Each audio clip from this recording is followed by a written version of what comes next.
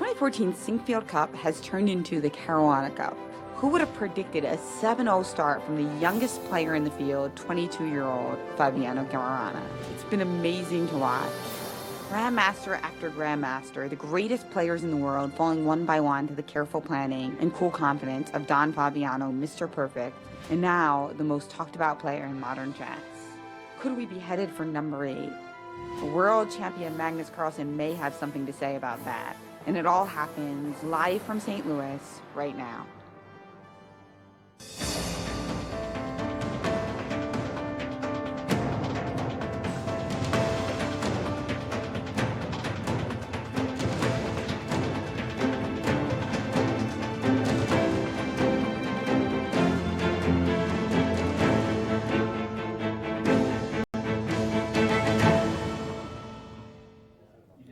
Hello and welcome to one of the most exciting days of the Sinquefield Cup. I am here live in the boardroom at the Chess Club of St. Louis in the Central West End neighborhood, where in just a few minutes, all the action will be centered around this table as number 1 in the world versus number 2, Magnus Carlsen and Fabiano Caruana. Who will be victorious? What do you think, Jen?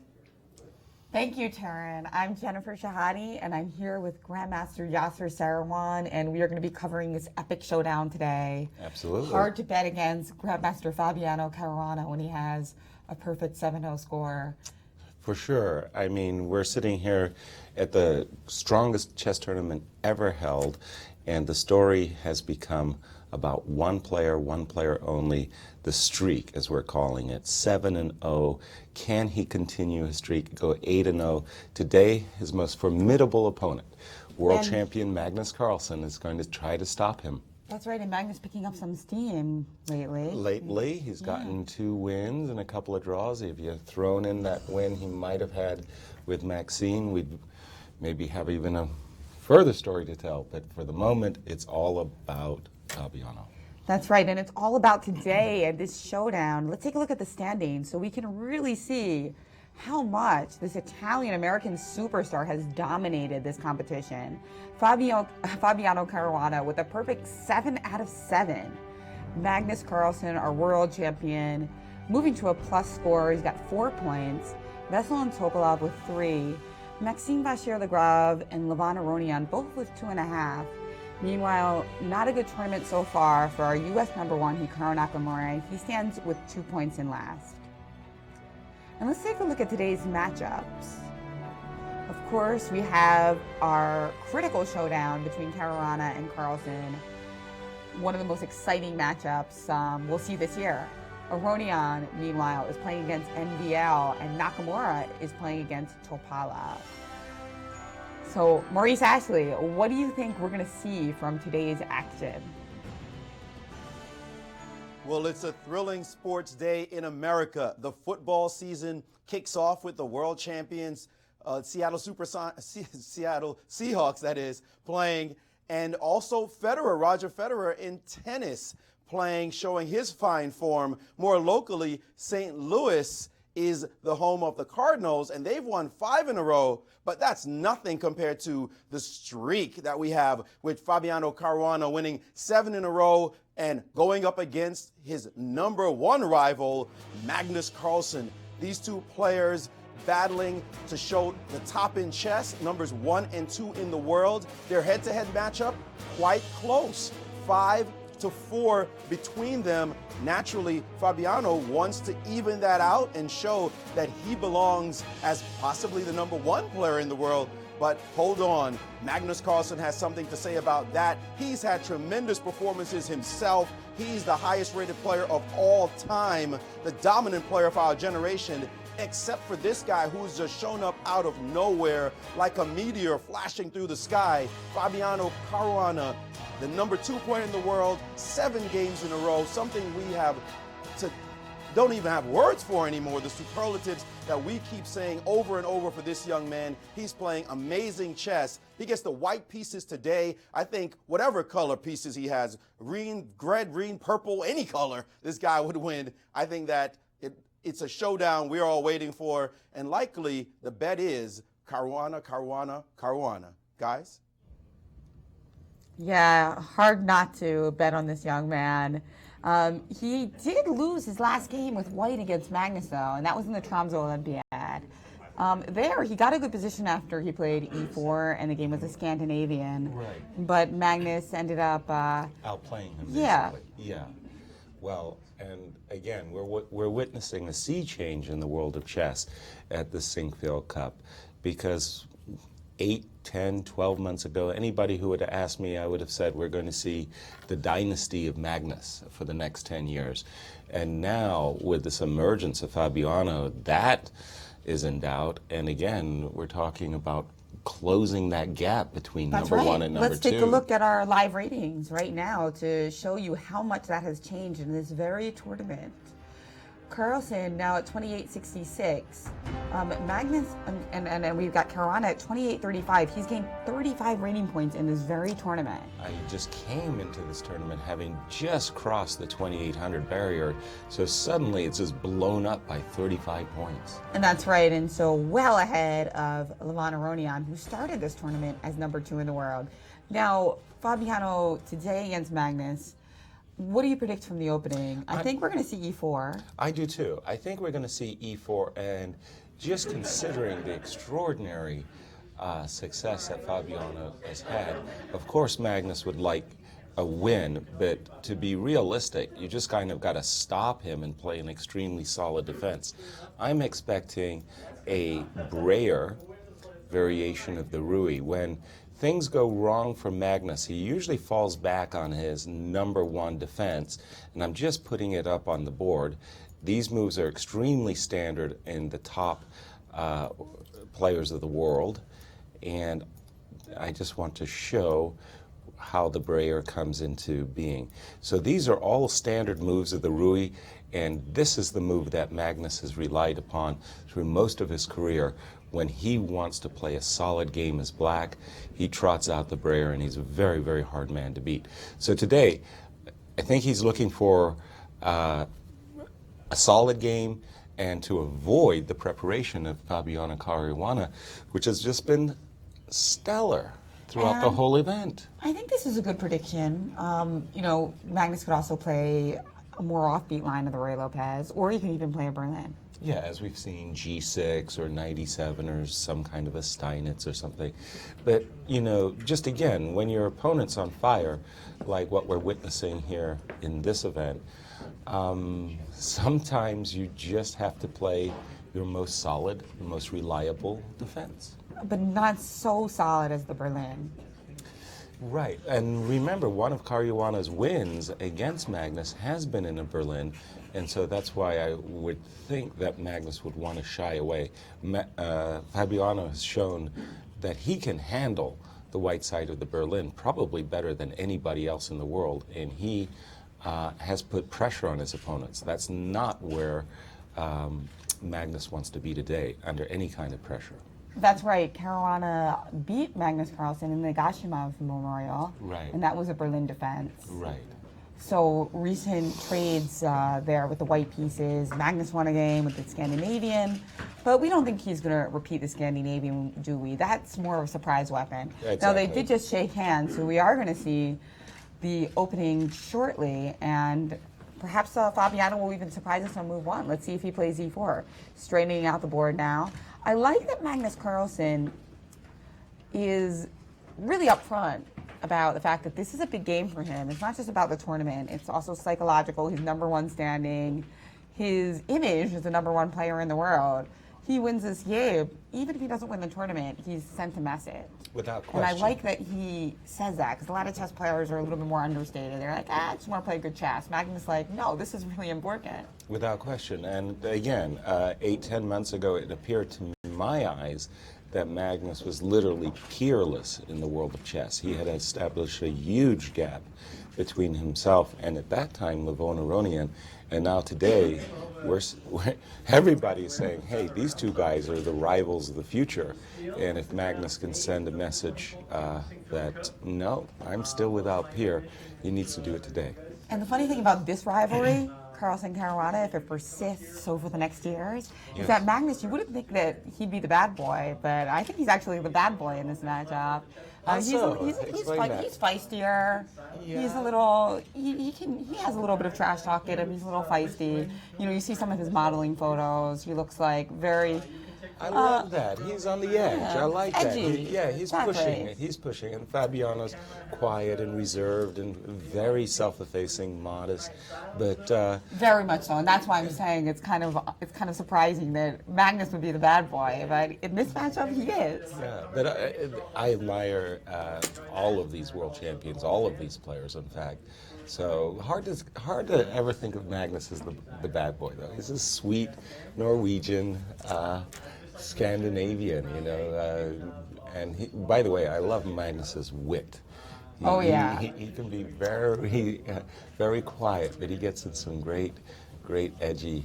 He's digs hilarious. at times. I mean, he's just got this super dry sense of humor, and it's funny to see the things that he finds funny. Like he just found the king on C3 to be hilarious. Yesterday, He couldn't stop. Queen's Gambit declined, and you get your opponent's a king on C3 after 20 moves. So how's that? Maxime Vachier-Lagrave, and I know he gets along well with Maxime, so it was no knock on him. It was just it just amused him, and chess can be funny. It's true. So the players getting, I see Dirk from New in Chess there in the pink shirt taking Yeah, here to photographs. witness this absolutely historic event. And we have somebody coming to give the opening ceremonial move. What a beautiful jacket. Yeah. Flowers. And I wonder if she's going to change up the opening completely and play G4. Yes, H4. G4 or H4. A4, and Fabiano, the gentleman that he is, he won't take it back. He'll go with it. No, he'll take it. Here we go. What's she gonna do? It looks like she's gonna make the right move. C4 in Not English. bad. You must like that. That's a good. Yeah. Not too bad. That was too decisive. There's no way he's playing D4 now. No. Because he definitely doesn't want to use the C4 pawn there. he didn't want to see it there for a second. That was like recoiling. Yeah, it just took it back. I saw Magnus's reaction. I don't know if Magnus thought that the woman had been told what move to make, and then he was thinking, I haven't prepared for an English. And when the move came back, he goes, okay. So I do believe we're about to see E2, E4 on the board as the bell has rung. Do we have a Sicilian? No, do we? Oh my goodness. Very, oh my goodness. Very exciting. So Fire on the board on move one as he... Somebody was ready to move their C pawn forward. Oh my goodness. So I do believe we have E4, C5, knight F3, knight C6, not offering a knight or for something else. Knight C6. Now Fabiano, whose preparation has just been outstanding, may be thinking, could we see a Sveshnikov? That would be a remarkable choice. Magnus played the white side of an accelerated dragon a couple rounds ago, so maybe he was inspired by that and thought that there were some good ideas in that opening, although he got a good position. Wow. Well, remember that was the game against MBL. Yes, as white. Right. And Magnus has in his career played the dragon. And he has played. We do have a dragon. We have an accelerated dragon, rather, G7, G6. So here it's an interesting choice for Fabiano. We would love to see the move knight C3. Okay, I would. Yeah. Because that could lead to some very exciting positions. But a very theoretically viable option here is to go along the quieter lines and play C4 and get what we call a maroxy bind. Yes. And it's a really nice opening for white in which you get a nice space advantage. And you're controlling the D5 square. Right, and you have enough time for this against the accelerated dragon, whereas in the normal dragon variations, black hits that pawn on E4 so early that you just don't quite have time for it. Right. So this is the major choice that Fabiano has, is to establish this, what we call the maroxy bind, as Jennifer was mentioning. And this is why a lot of people actually avoid the accelerated dragon, precisely because they want to avoid the maroxy. Exactly. And for decades, the maroxy bind was considered to give white a long-term stable advantage. But knight c3 is actually the sharper move, and as you mentioned, was in fact played by Magnus Carlsen himself as white. against MVL. But we have seen a maroxy bind. We have seen C4 on move 4? Yes, indeed. Yes, we have. So Kitty Ratcliffe, who was the person who played 1C4, she's the president of the St. Louis Convention and Visitors Bureau, so good to see St. Louis proud of this event. As we saw, Mayor Slay has tweeted about how awesome it is, and it's nice to see that representation. She wasn't too far off, because if Fabiano had played 1C4, even that could transpose into maroxy binds. True. That And we have a big crowd in the club today. It's not a weekend, but the players are here to witness this absolutely thrilling game. I mean, this epic showdown, really. Without question. Grandmaster Peter Fiddler, actually, who's been writing reports for Chess 24, said that he hasn't been more excited for a chess match ever. I might be paraphrasing him a little bit. We'll get the exact wording. He can't remember the last time he was so excited. Excellent. Maurice, what do you think about how the openings are shaping up so far? Well, in this particular game, it is really important to note that Fabiano Caruana has always had the edge in the opening, not necessarily on the board, but in terms of the positions he's been choosing. He's been playing very quickly, even positions where he was slightly worse, for example, against Vachier Lagrave last round. He's always been solid, like, I'm always going to play fast, I'm always in preparation, you're not going to surprise me. But I think today, Magnus has surprised him. You notice now he's the one already thinking about what to do. He could not have expected that this would be on the board. Even if he's well prepared against this line, it is almost certain that when he was back in his hotel room preparing with his second, they were not looking at this position on the board. If they were, he would be playing quickly right now. He would have already known exactly what to do. This is a standard position, has been played thousands and thousands of times. So there's really almost no reason for him to be sitting here thinking about it if he were well prepared. So I think surprise goes to the world champion, Magnus Carlsen, putting a position on the board that forces Caruana to stop and think and wonder what has been prepared for him in this line, because Carlsen is looking quite confident, quite calm. He knows that he surprised his opponent. Guys? Thank you, Maurice. And the interesting thing is that in previous battles in the Sinquefield Cup, Fabiano has gotten surprised, like with C6 against MVL, and then even in his game against Topalov, where they both played lines. Instead of playing the Najdorf, Topalov played a different Sicilian. And in both cases, Fabiano, despite not knowing it, blitzed out the booze because he had prepared it for other opponents. Exactly. So interesting that it doesn't seem like we're seeing that in this game. Maybe it's just been a little bit longer since he's looked at the accelerated dragon, or perhaps he's considering various options. Right. I'm just putting what has been the standard Grandmaster line of play from this position for many, many decades. And so it's a little bit surprising to me that Fabiano is going into a think. Not a very good idea at this early stage to try to improvise at the board. But this position has been seen so many games, and the players should know it very, very well indeed. Lots of options for black, but a standard option is to play bishop here, as well as to play queen a5. Those are middle games that we can look at as the players evolve to them. And just going around the horn, I saw in the game between Levon Aronian and Maxine, kind of an unusual opening from the very start. Okay, so knight f3 is normal. Maxine loves to play the Grunfeld defense, which involves playing d7, d5, so a little bit surprising to see this move d7, d6. Playing to prepare e7, e5. That was stopped with d4. Now knight f6, and then this unusual move, knight c3. Right.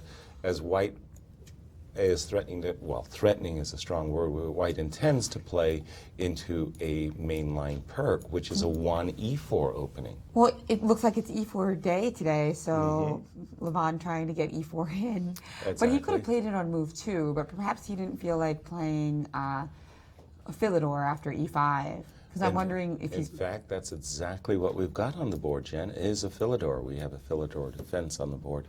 So why don't you think he played 2e4 instead of 2d4? Well, it was knight f3 on move 1.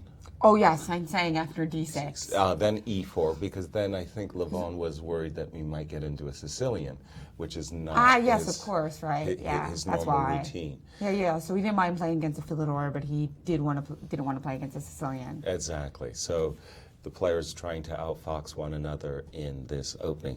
I would just love to show that when I was a kid, I liked playing the Philidors as black, and I enjoyed very, very much this one line.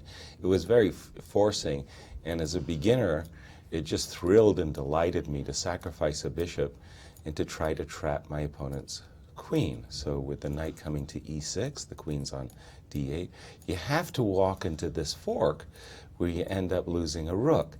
But I was just taken with this long variation. I think for a lot of beginning players, they have this knowledge of this particular line, which is a really fun line, as black threatens to play bishop h3, trapping this rook, as well as knight e5 to f3 check with a royal fork against king and queen. These were fun old days, and the fact that I'm seeing a Philidor kind of brought it all back to me in a rush. I'm sure a lot of beginners who have seen this variation will know exactly what I'm talking about when they say that this was fun chess. Well, the players aren't going to do it, by the way. Speaking of fun chess, we have quite a shocker in the Levon Aronian game. Okay, let's see what has happened.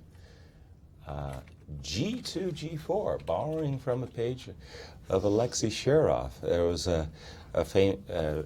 he is a very famous Grandmaster from Latvia, known for his Attacking chess, yes. Yeah, but his autobiography, Fire on Board. So he would fit in well at the event last week. Yes, exactly. Burning Boards would have been perfect for him. An idea of Alexei Shirov, G2, G4, gambiting a pawn and saying to black, if you don't take my pawn, my intention is to play G5, pushing away a very important defensive knight on F6. If you do take the pawn, however, after rook G1, opening up the file for the rook, gaining time, you, black, would be under a very promising attack. Remember that line I just showed you, Jen, where I was sacrificing a piece on F7, going knight G5? Well, the inclusion of the loss of the pawn could make things very, very tactically good for the first player. So this looks like it's going to be a fun game. This without might steal question. a little bit of the attention for our marquee battle today, which will determine the Sinquefield Cup winner. Possibly. So if Caruana draws or wins this game, he has clinched first place without a playoff. Correct. He's already clinched at least a playoff for the Sinquefield Cup. But today, if he gets anything from this game, he will be our Sinquefield Cup champion. Right. And finally, in our last game, we get a Berlin defense, something that we had feared at the very start. Wait a second. You said finally we got a Berlin. Like, well, you wish the you Berlin wish they ending. were all? The Berlin ending in We the game kind of between got- Nakamura and Vessel and Topolov.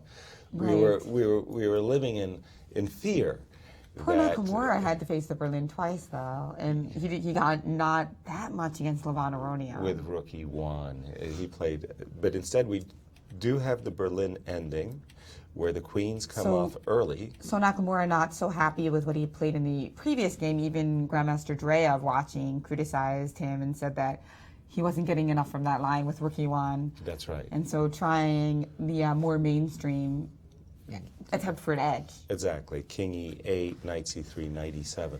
So the idea of this move, knight e7, I think really belongs to the Hungarian player, Hungarian Grandmaster, and Zoltan Almasi. His name temporarily escaped me. And what Zoltan's idea was that although the knight looks okay, even pretty good on the square f5, oftentimes white gets this move g4 with tempo and the opportunity to expand his pawns further on the king side. So instead, Zoltan Almasi's idea was to relocate the knight early, either to the g6 square or to the d5 square, and open up the opportunity for the bishop on c8 to develop either d7, e6, or f5.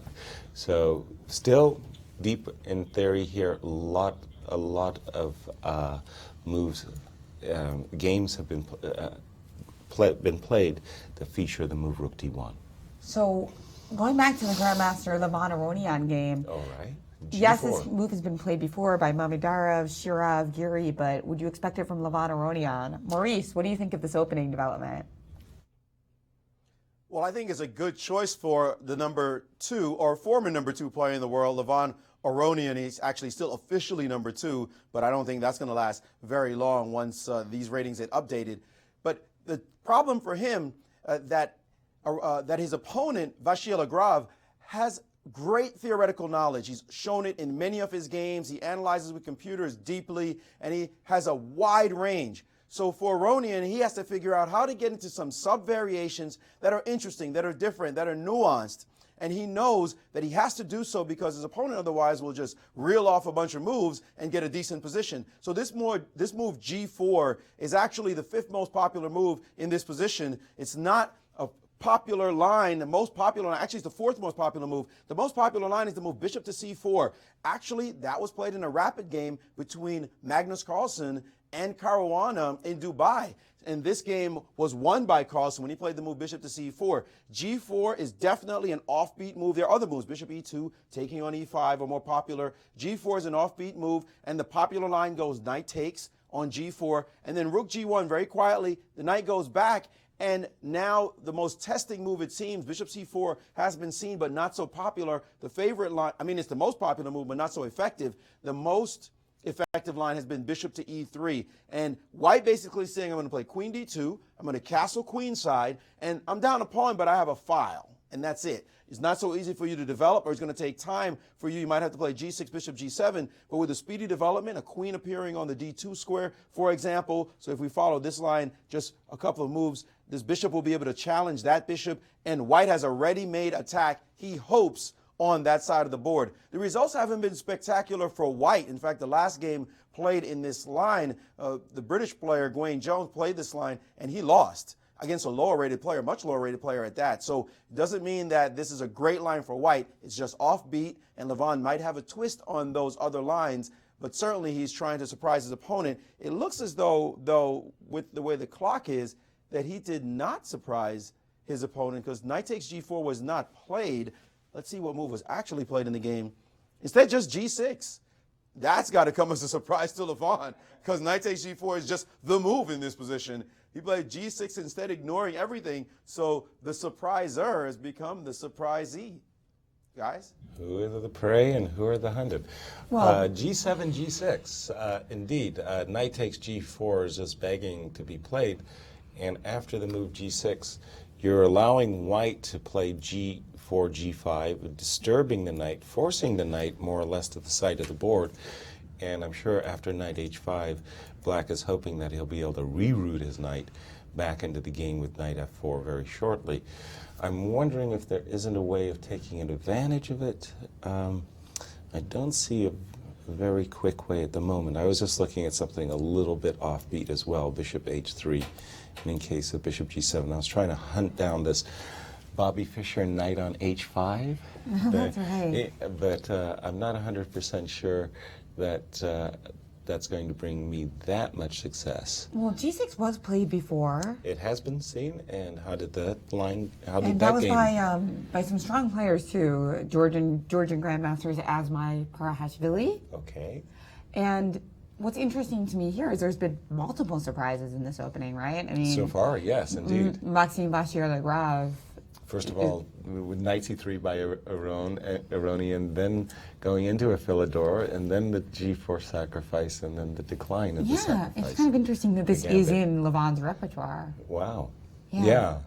Well, And I was just- why do you think that is? Do you think Well, just precisely because of this move order, or do you think he just kind of had an inspiration? Very much so. Levon's tournament has been poor, to say the least. He hasn't sparkled. He hasn't gotten the kind of games, positions that he's really noted for, where he can let his imagination soar. And so he needed something to kind of kickstart, fire him up, so to speak. So the move g4 really fit both his mood and his need to be enterprising. He just wanted an enterprising position. The move G5, G7, G6 probably came as an annoyance. I mean, he wanted him to take the pawn and just to have a big fight. G7, G6 was played, and after G6, well, Levon did in fact play G5, which is, you said A, you wanted to kick the knight away, you say B, the knight is kicked away. And then Levon did channel me here a bit and played the move Bishop H3, because otherwise, if you don't do something quickly, Black is going to play Bishop G7, castles get a safe game, and then one day the knight will come to F4. So Levon really wants to get the action going fast, and so this move Bishop H3 accelerates what his intention is. Makes it very clear that he wants to play Bishop G4 and to mess up Black's kingside. Meanwhile, we have a few moves in Fabiano Caruana's game against Magnus Carlsen. And we do see the maroxy bind, the mainline maroxy bind variation again. Ooh, F2, F3. I don't like this move. This move is very well known.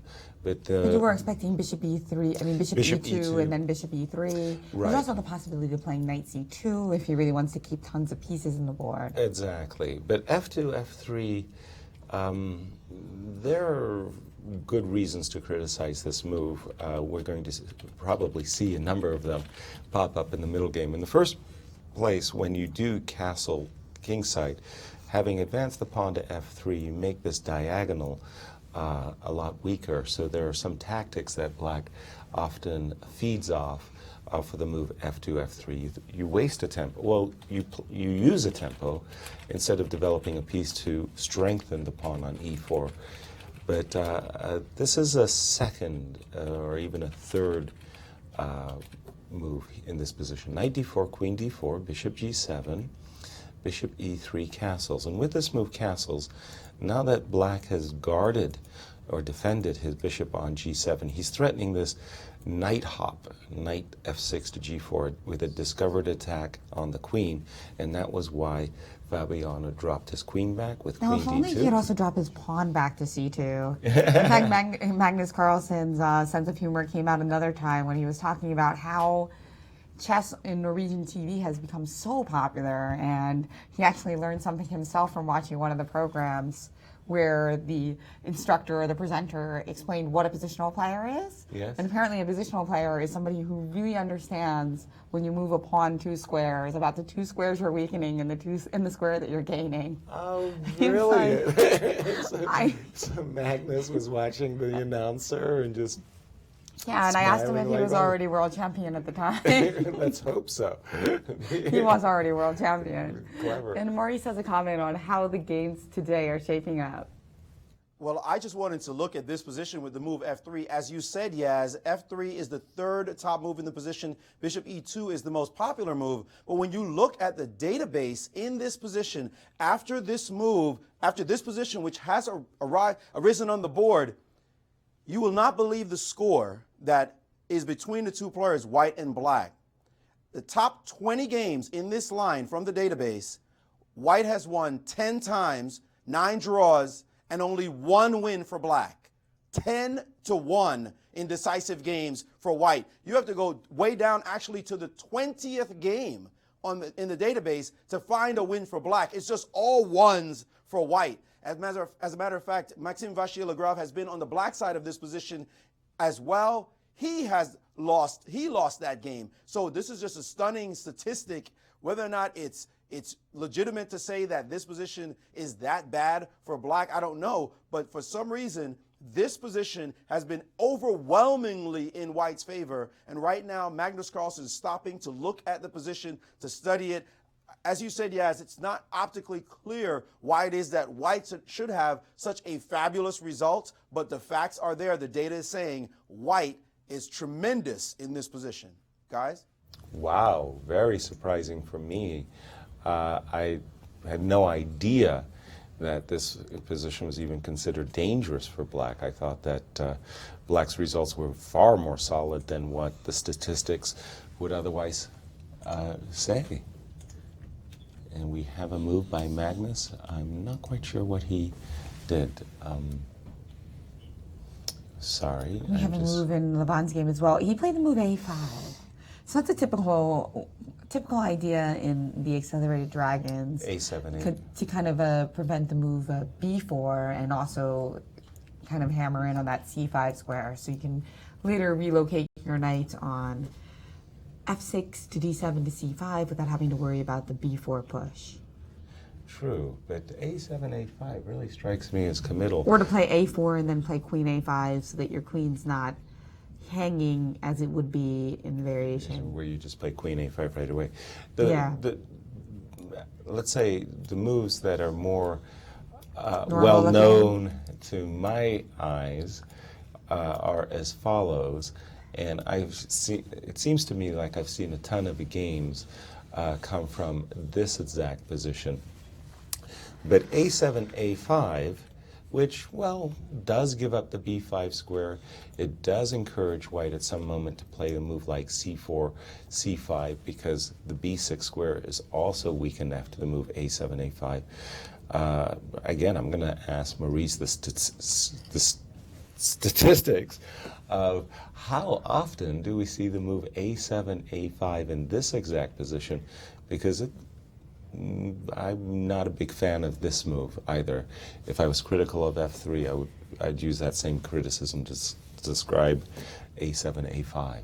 Yeah, it doesn't look too pleasant to weaken the B5 square, but this is a move that's often seen in accelerated structures. Sure. How about this specific position, Maurice? This specific one, A5, is the third best move by far, distant third.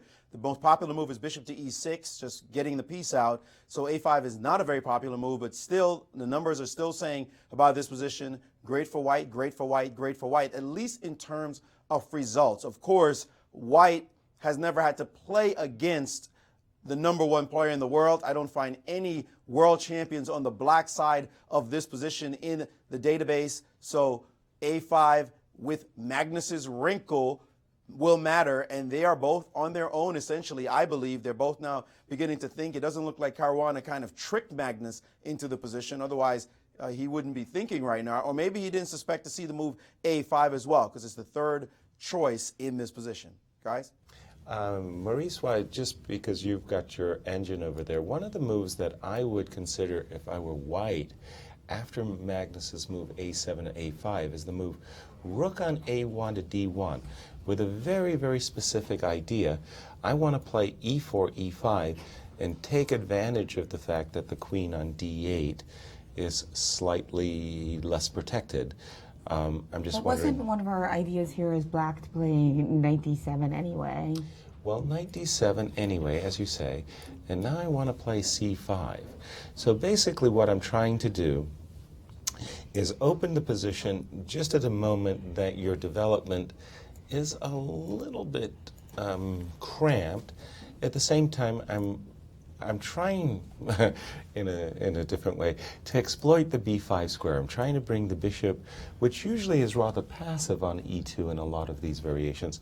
I'm trying to bring it to the square B5 and to wrap your knuckles for having weakened the square B5. So, for example, if we were to see a trade on C5, this is a position where if I were white, I'd be looking at the move bishop E2 to B5 rather gleefully. Right, so interesting, but on the other hand, you're opening up lines for me, so... And my king is still stuck in the yeah, center. but a very interesting and very unusual idea, rook to D1. You know, it's Right. not really a typical type of thing to see rook D1 and E5, but that's the kind of thing that occurs when black goes off the beaten path himself, With A5. right? And we have a special guest. That's right. We've got Grandmaster Ben Feingold. He's taking a break from live commentary over at Leicester's. And he is here with Maurice Ashley to talk about today's games and openings. Thanks, Jen. I'm with Grandmaster Ben Feingold. Ben, this run of Fabiano's is incredible. It's epic. What have been your thoughts watching this? Have you seen anything like? Well, I know you haven't seen anything like it. What are your thoughts about this? And the comparisons that I see made to other great scores like this, you know, Karpov and Tal's big run of not losing for like 90 games in a row and such. Like, this is by far the most impressive to me because these are the best players in the world, and this is the strongest tournament ever. and you can't go 7-0. This is like the impossible happening right before our eyes. Can you go 8-0? If you can go 7-0, you can go 8-0, especially when you have white. So, yeah, I think most people that I talk to expect that Fabiano will win today. So, Well, what about this position that we're looking at right now on the board? This was seemingly unexpected by Caruana. He's expected most things so far, been able to guess well, but it seems like he did not guess this opening. right. In fact, all 3 games we were surprised by the opening choices of the players. Yeah, in fact, after about 6 moves, we were wondering if you guys had the names reversed. We thought that Topolov would be maybe playing this with black, and this the Berlin would be this game. In fact, we had a big argument before the round, me and Alejandro. I guaranteed it would be a Berlin. He guaranteed it wouldn't. And then I saw Berlin, but it was the wrong game. So I was like, no. I'd never seen Magnus play the Accelerated Dragon. So that was a bit surprising. And Fabiano played this really unusual line with F3. In fact, Alejandro said he did a lot of work on this opening for one of his people, probably stronger than him right now, somebody he was working with, and they didn't think F3 was very accurate, and the bishop E2 was better. And there's some pluses and minuses, although it seems like I think Fabiano played F3 because he probably figured, okay, Magnus tricked me by playing this opening, I'll play F3, he wouldn't have looked at that as much, and we could just play chess. And as you can see from B3, it's like solid, solid, solid, solid. So I think he just wouldn't really mind a draw. He's playing for a win, but he's not going to go overboard today. A draw clinches the tournament for him, and the tournament will just be over after that. So and will have won the matchup 1.5 to a half against Carlsen. This position is what it is, but this one looks a bit more of a barn burner right away. To talk about not solid. Well, the move order was very strange, and was even stranger is Levon doesn't play E4. So we've transposed it to an E4 opening. MVL doesn't play the Philidor. And coincidentally, in May of this year, I made a video on this move G4.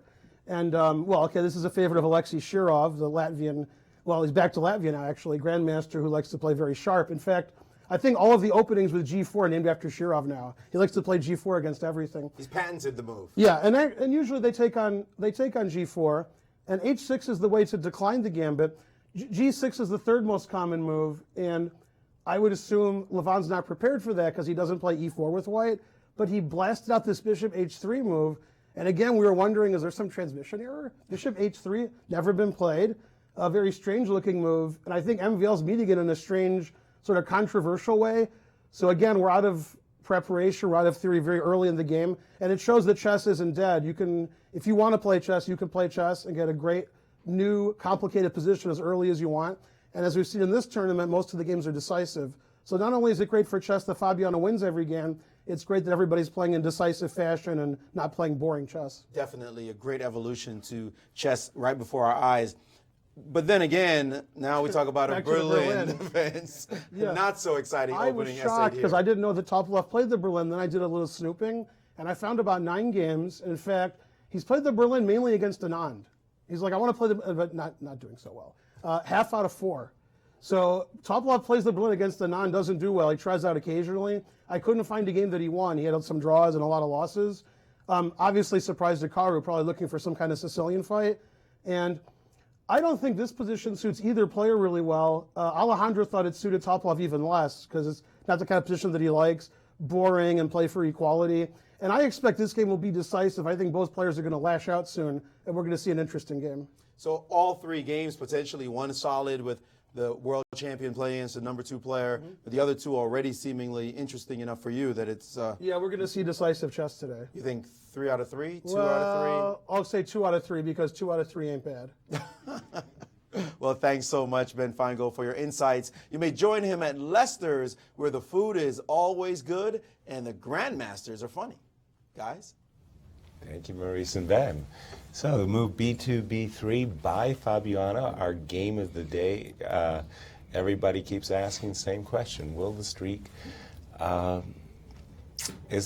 will the streak continue? So after the move B2, B3, in fact, if you look at it from White's point of view, these 2 moves, B2, B3, as well as F2, F3, are reinforcing moves. They're protecting, they're lending extra protection to these pawns on E4 and C4. And so that was what Ben was meaning when he was saying solid, solid, solid. The question is, does is Magnus interested in playing the move a3, a4, trying to take advantage of the rooks on the a Seems file? like a good idea to me. If you play knight takes a4, well, looky, this bishop on g7 stands in ambush, ready to grab that rook on a1, so making knight takes e4 possible. Then the whole solidity of white structure just crashed. So normally after a4, we'd see a move like, let's say, rook b1, and then through this trade, black has the advantage of first holding the open A file. Not that that's such any major great shakes, because nothing really is happening on the A file, but as you were mentioning, Jen, that in many lines in the maroxy bind, black does voluntarily bring his queen to A5, and at least in this specific example, his queen's protected and not vulnerable to any of those discoveries that we oftentimes see with knight c3, d5. That's right. And we're not too terribly worried about the move b4 either, because No. it will weaken the c4 pawn. Exactly. So again, all solid choices and stuff. After the move b3, much like what you were saying, black can change course. He could play, for example, a move like bishop d7, bishop e2, bishop c6, castles, knight d7, and then in this case, the pawn on a5 is useful as black tries to establish his knight on the square c5 without worrying about it getting kicked by b4. But then I think Fabiano would get the position he wants, which again is a very, very solid one. As already mentioned, a draw would secure him the tournament victory for certainty.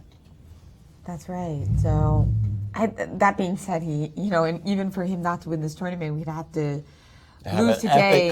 Epic collapse. That's right. He'd have to lose today, lose to Hikaru with white tomorrow. He's not having a good tournament, and lose with his final Levon game. in the final game. Also Exactly. not in the greatest tournament. Exactly. So, and Highly meanwhile, Magnus would improbable. have to beat not only Fabiano, but he'd also have to beat Aronian and Topalov.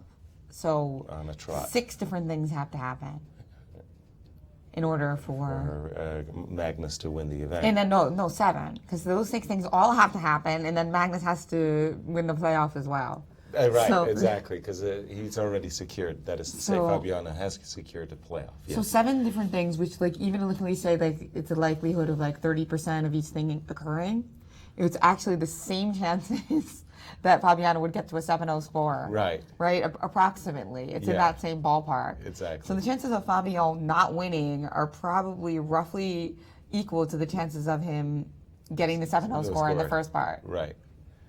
That would be wild. That Which would is be to say crazy. almost impossible. Yes, almost. I'm going to start using the word almost more often. Yeah, exactly. After he started with 7-0 after all. Exactly. And Maurice, what do you think? Well, I've just been looking at another game, and I have to say I'm completely shocked. I don't understand what's going on in the game between Aronian and Maxime Vachier-Lagrave. Yaz, you're going to have to help me here. This game makes no sense at all. Okay, g4, it is what it is. The move g6, and now g5, and now knight to h5, the knight on the side, and then this move, bishop to h3, a very surprising move. You look at it, you say, okay. And now takes on d4, and the move h6, and now in this position, the move bishop takes d7, giving away the light square bishop. After this g-pawn move, your light squares are simply weak. But to give away the light square bishop in this position just seems like such a surprising decision. Usually you're giving away a bishop is because you feel you have some kind of attack possible. Something special is happening in the position. Why on earth would you trade in this case? Maxime Vachier-Lagrave spent a little while before capturing back. It just seems crazy in this position to give up this powerful bishop and leave black with this guy. I don't get it at all. Clearly, I'm not the number 2 player in the world. Yaz, what do you have to say about this exchange? I'll share your initial shock and surprise. Bishop h3 takes d7, giving up a light squared bishop for a piece that is hardly in the game, and helping black's development after the recapture. in his defense, the only thing I can say, and you spoke about it before, Maurice, is that knight on d7 was protecting this dark square f6. I can imagine, for example, a move like h4 here. So the bishop on h3 was standing in front of the h-pawn, and Levon has some wild-eyed dreams of one day playing knight d5 and capturing this knight with his rook. But I must say, I'm really taken aback by bishop takes d7. That would not have been anywhere on my list of my candidate moves. Very, very surprising development. But again, h4, and Levon is probably thinking, hey, listen, I'm weak on the light squares, but you won't be able to take advantage of them.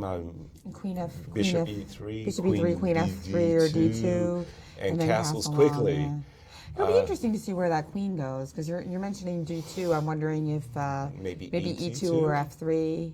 Also, yeah. So very original play has happened early in this game between Levon and MVL. It's great to see. I mean, Levon trying an e4 opening today, and it looks like we're going to have some excitement, some opposite side castling. Absolutely, and again, not too much. Although the move c6, c5 in the Berlin.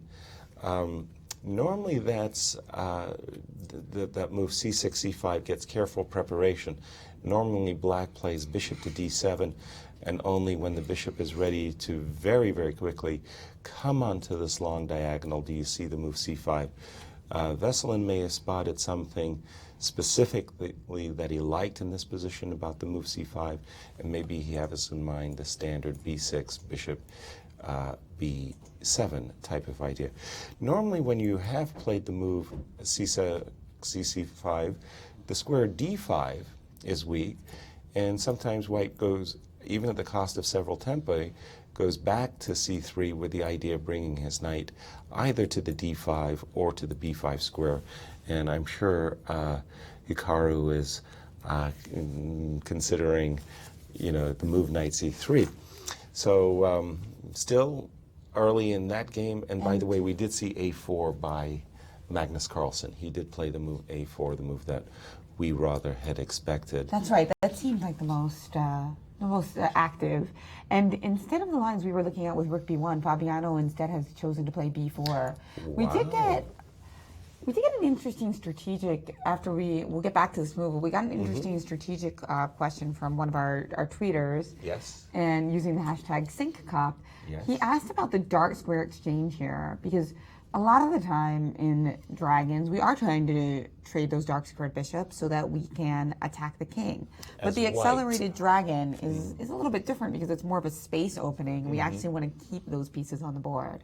Yeah, well, one of the things that white tries to do in an accelerated dragon is, as opposed to going, in the words of Bobby Fischer, bishop h6, h4, h5, sack, sack, mate. If we did that, we wouldn't have our pawn on c4. Exactly. Instead of going for a kingside attack, usually what white is trying to do is clear this diagonal of his pieces. So he'll often, for example, play the move rook c1 and knight d5. And then basically what white is trying to say to black is, you have this excellent bishop on g7, which defends your king, but white has this maybe more excellent bishop on e3 that has a greater say in the game. And you can always it's a stick it on battle of d4. idea. That's the thing. Like, worst case scenario, you can always stick your bishop on d4 in these lines, which is often not possible in regular dragons because there's a knight on c6. Right. So it's not quite as urgent or relevant to try to trade those bishops off at that, that bishop h6 way. Right. Now here, by the way, the move b3, b4, I would rate as very, very ambitious. And if this idea works, Magnus could find himself in a greatly cramped position, because what white's trying to do is very simply move his rook off this diagonal as mentioned, and then he's hoping that this these pawns on b4, c4, e4 will so greatly cramp black's position, he'll simply have no counterplay. So a very ambitious move, b4. And that's the problem with the accelerated dragon, that sometimes it is hard to get counterplay. We do already have a couple more moves in here. Okay. Bishop e6 and rook c1 were played. Excellent. Well, what do you make of this new wrinkle in the position, Maurice? Well, just analyzing with the engines, they do not approve of the move a4. In fact, not even in the top 4 choices for black in this position. a4, the reply, best reply. b4, according to the engines, with white having a slight edge. Here, the engines were saying maybe b6, relax a little bit, stay solid. But of course, Magnus is trying to win this game, so he played the move a4, quickly responded to with b4 by white, and now bishop to e6 and rook to c1. And the engines are saying this is getting a little bit dangerous for black. White has space. The counterplay against the c-pawn is negligible. It will not come into any effect because this pawn is defended by this bishop, and this rook is getting ready to defend the pawn as well. This knight will appear on the d5 square to block any real play against white's position. White's pawns are fine. White has gotten space, and black doesn't seem to have many moves to gain real counterplay. Where his pawn breaks coming from, which is usually a problem in the maroxy bind positions. So at the moment, it looks like the victory in the opening, that is, the opening battle, goes to Caruana. Slight edge for him. Carlsen is going to have to figure out a way to get some kind of play because his position does not seem that promising right now. Guys? Thank you. And it goes to show the extraordinary versatility of the players, as even as we're seeing in the game of Aronian as well. There's so many openings and defenses in the game of chess, and it's sort of like everybody has ideas for openings and defenses they don't normally play. Like this move, bishop takes d7 by Aronian, as a real eye-opener. And I really like this move b4. I think it's very ambitious and accurate by Fabiano. But to be fair, I feel like white often gets a very pleasant position with white against with the maroxy bind, and that's why the accelerated dragon's not as popular as like certain other Sicilians. True. So I don't think it's like so crazy that white would get a nice position here. I also wonder if this is one that computers hate a little bit more than average, just because of white's space edge. Right. That's a possibility, that they're overestimating the pluses in white's position and underestimating the resources that black often has in the maroxy.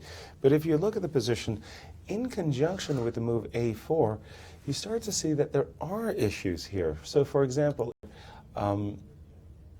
stops you. So, for example, bishop e2. What else? Knight e5, as Marie's saying, black's putting pressure against this pawn on c4, but you can block that pressure with knight d5, and now this square b6 is weak. You might see a piece, either a knight or a bishop, landing on the square, and the only real breaks that I see in the position is f5. And maybe without the knight on e5.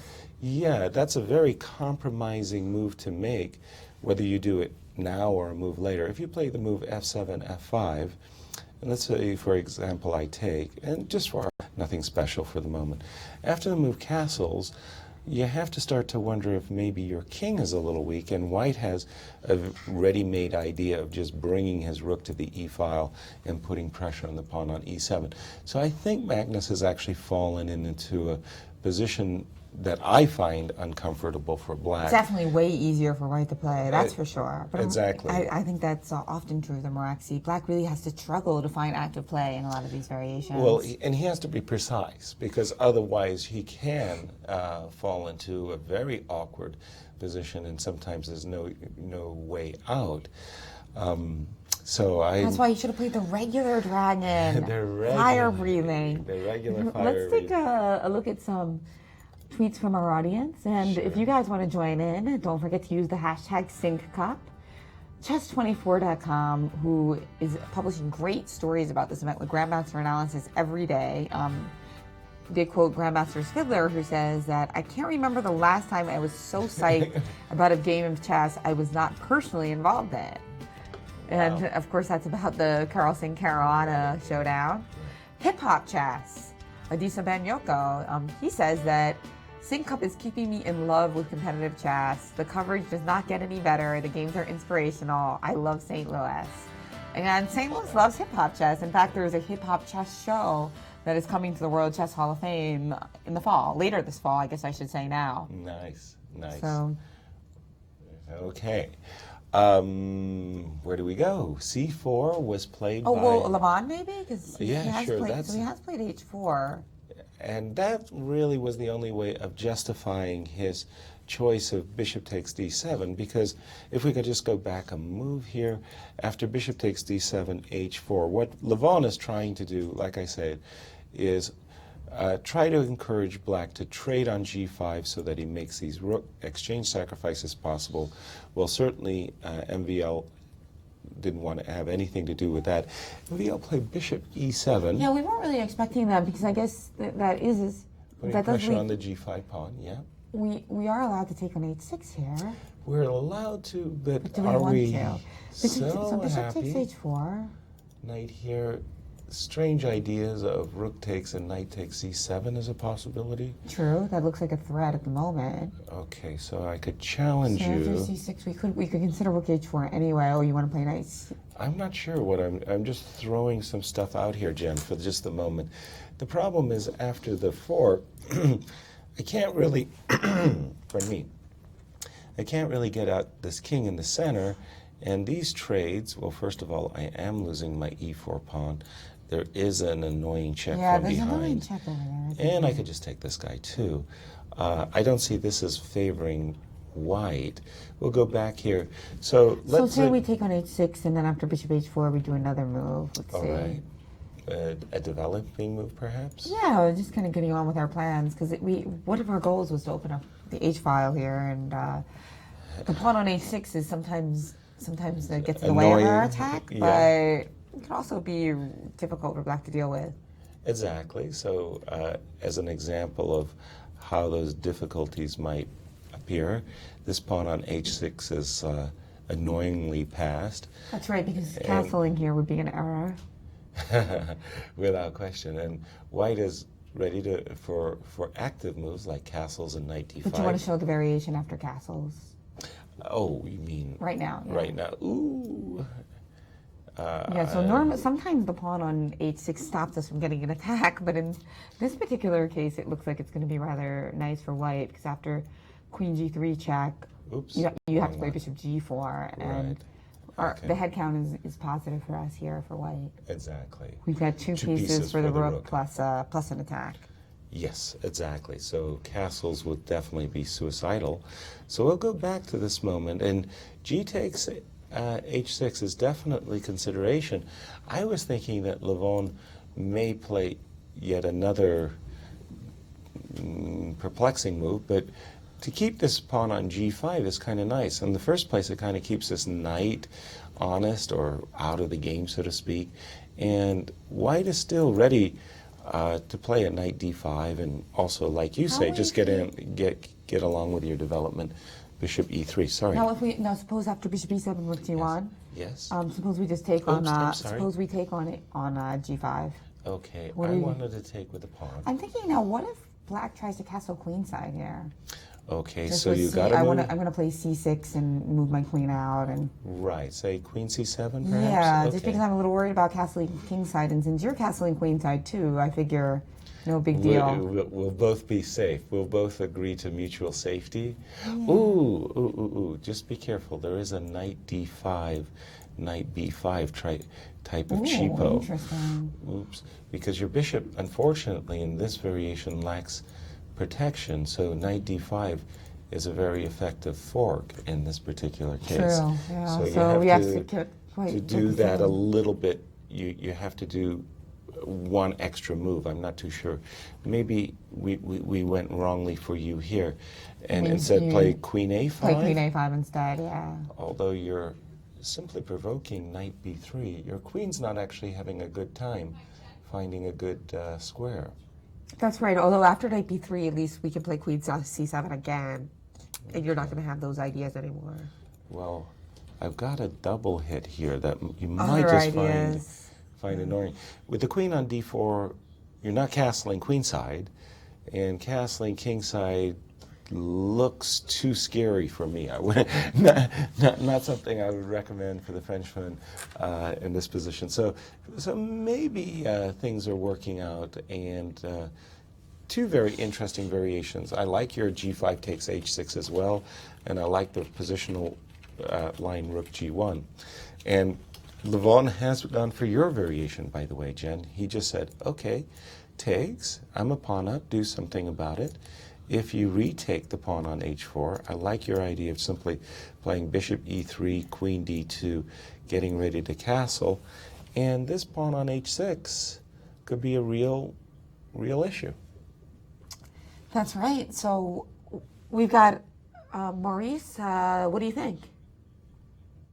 Well, original play by Levon, and I love learning stuff. You watch this play, and it's interesting. It's funky. That trade on d7 was not quite clear. But the thing about it, I always tell my students, bishop takes knight is the most important trade in all of chess. That's the Grandmaster trade, bishop takes knight. And whenever you play bishop takes knight, you're planning to attack on the other color or solidify play on the other color from your bishop. So right here in this position, when he played this move, bishop takes, my question was, well, how are you going to dominate the dark squares? Now, the reason we say that is when you trade a bishop for a knight, your light square bishop leaves the board, so the other player is going to dominate the light squares. But you've removed a piece that could potentially guard those dark squares, which is a knight. And you have three pieces that can work on the dark squares. It's not so obvious that these two knights dominate the dark squares in any way, so it's a little confusing to see why this trade happened. But he did start with this move h4 saying, I got a little bit of a bind. Your bishop is not going to be so great.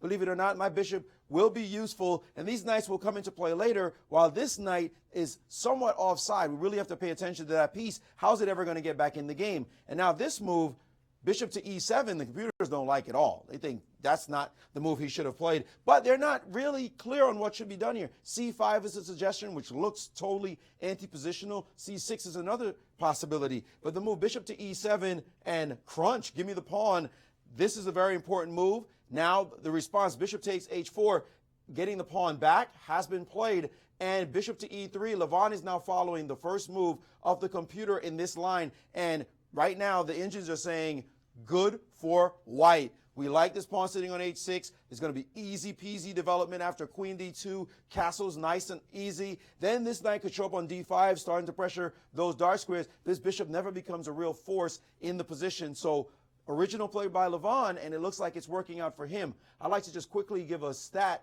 in this game that we're seeing. Before this move was played by Magnus, he spent some time before playing knight to d7. The stats say white for choice still, big time coming out of this position, but the gap is narrowing a little bit. Of course, as moves go on, that would happen in the statistics because it's changing on each move. But this move, knight d7, was the best choice of all. And in this specific position, you don't find any Grandmaster games, any top Grandmaster games anyway. 4 games in the database, the score, 50%. 1 win for white, 1 win for black, and 2 draws. So maybe Magnus is starting to get control of the position a bit. We wouldn't be surprised, of course. He is the world champion after all. Guys? Yes, we can certainly trust his judgment. However, having said that, I certainly do like white's position, and I do think that after Fabiano plays the move bishop e2, at some point in this game to gain counterplay against white's pawns on e4, c4, b4, we're going to black is going to have to essay this move f7, f5. And you seem so sad about that. Well, a little weakening. Well, it really does say black's king is going to be a target, and it's so easy for white to play on the e-file. So it's a move that you don't play with a great deal of happiness. Well, let's look forward to a rich game here in this epic showdown. We have a lot of exciting guests from out of town, and Yes. one in particular, the young Grandmaster, Caden Trove, and he's Wonderful. outside with Taryn. Wonderful. Yes, thank you, Jen. I'm here with Caden and his mother, Kim. Now, Jen just introduced you as a Grandmaster. How does that sound?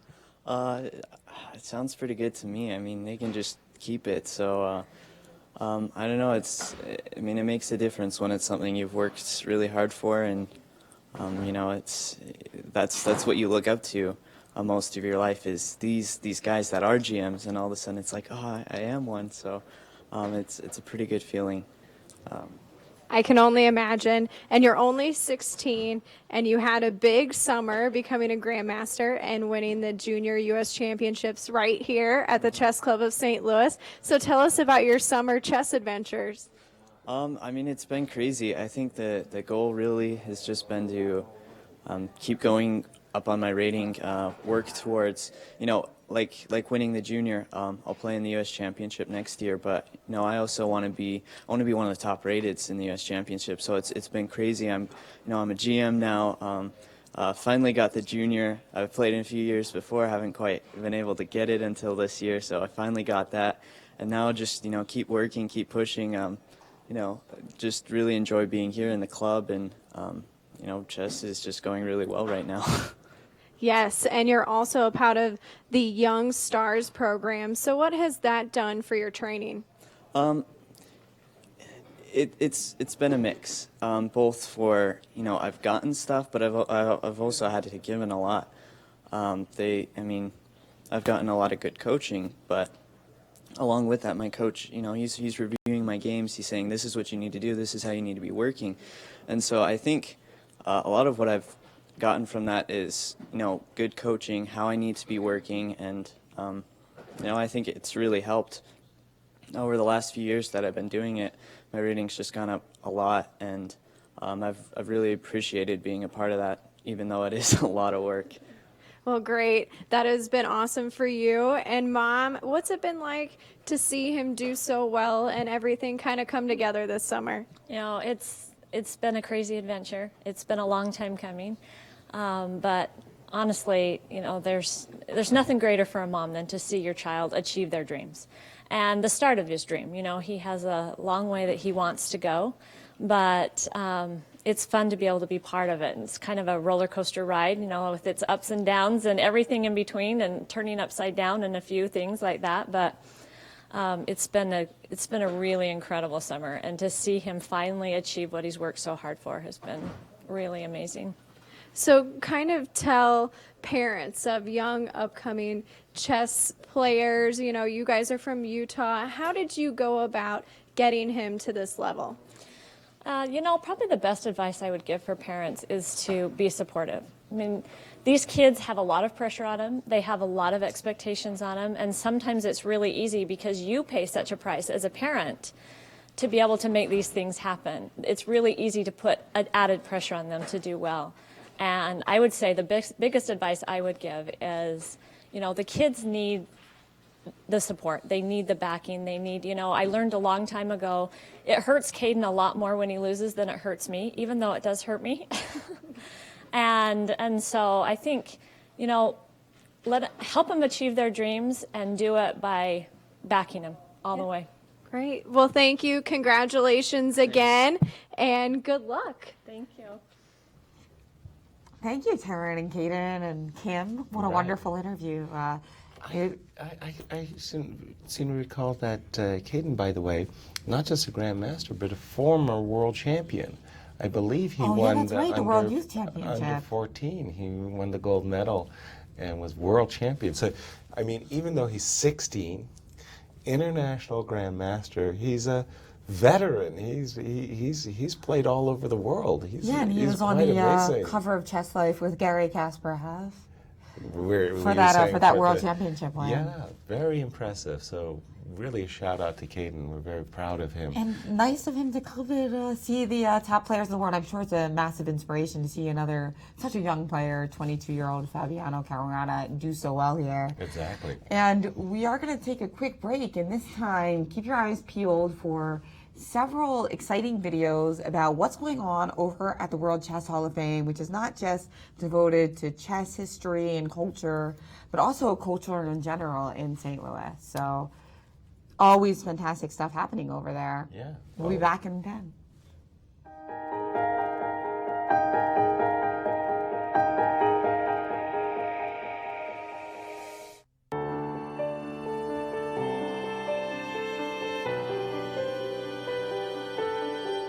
The World Chess Hall of Fame's exhibition, Cage and Kino, Pieces and Performances, displays the artwork of two artists who use chess as a medium to create innovative performance art, including artist Glenn Kino's Learn to Win or You Will Take Losing for Granted, a monumental chessboard with pieces made of bronze cast of the artist's own hands, as well as his one-hour paintings, which depict famous players.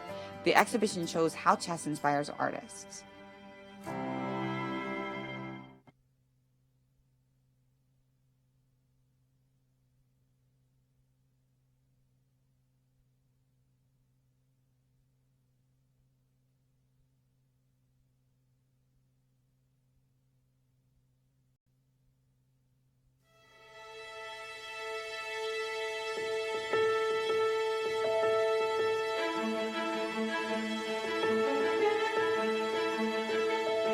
This project is called The Burning Boards, and it's a performance piece. Well, what inspired me, starting with a quote from Martin Heidegger, which says, "The possible ranks higher than the actual."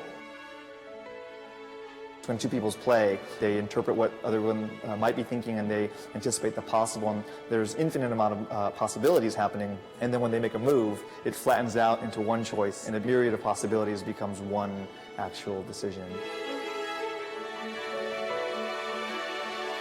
This event has been performed only twice before.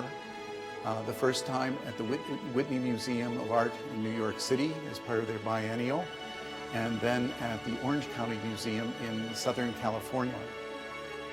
When the performance begins, they start to melt at different speeds based on things like the wind, the air conditioning, people's breathing, the formation on the board.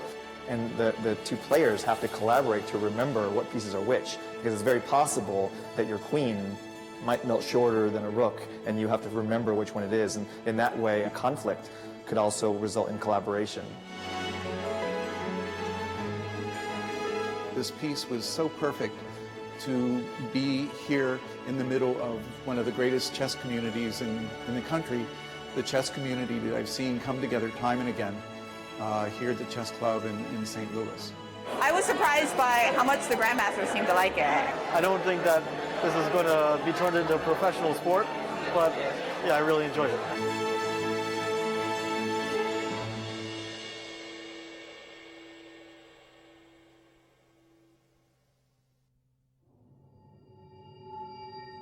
In 1968, American artist, composer, and non-traditional musician John Cage created an event he called simply Reunion. His vision of combining music, chess, and performance art into a single event.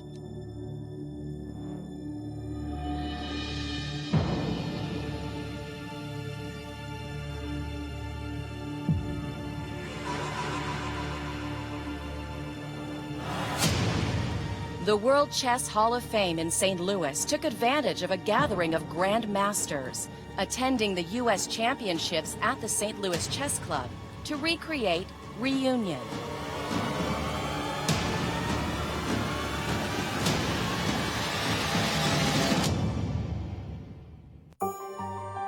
Making the evening special are the appearances of two of John Cage's close friends and chess partners, William Anastasi and Dove Bradshaw.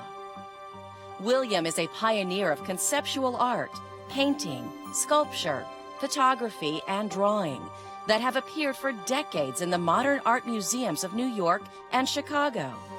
Dove Bradshaw, herself a pioneer in non-traditional art forms, has used the unpredictability of time, weather, and atmospheric conditions to create her own highly awarded masterpieces. Her friend, John Cage, was a huge supporter of Dove's work and also remained Dove's chess partner for many years. With the help of nationally acclaimed musicians Nathan Cook, Adiron Pops Jackson, and composer and improviser Mark Savage, this modern-day reunion recreated the John Cage vision of music, chess, and performance art. The chessboard tonight, just like the one John Cage invented in 1968, is wired to capture the sounds of chess pieces being played. The sound generated becomes a unique combination of chess and music. Take a listen.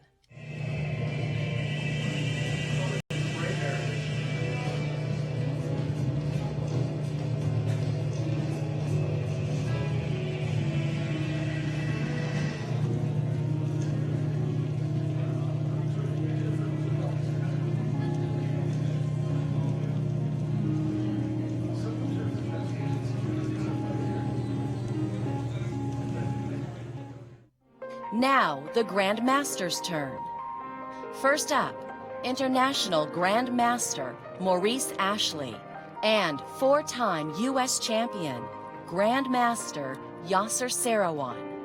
Maurice's love of chess took him out of the rough streets of Brooklyn, New York, to a career of immense success in chess competition. He spends much of his time now translating that passion to young people around the world. Yasser Seirawan was a dominant force in American chess throughout the 1980s. Four-time U.S. champion, member of the U.S. World Chess Olympiad team. He is best known now as a respected teacher and commentator for all major national and international chess competitions. Their game tonight creates its own kind of music and fireworks.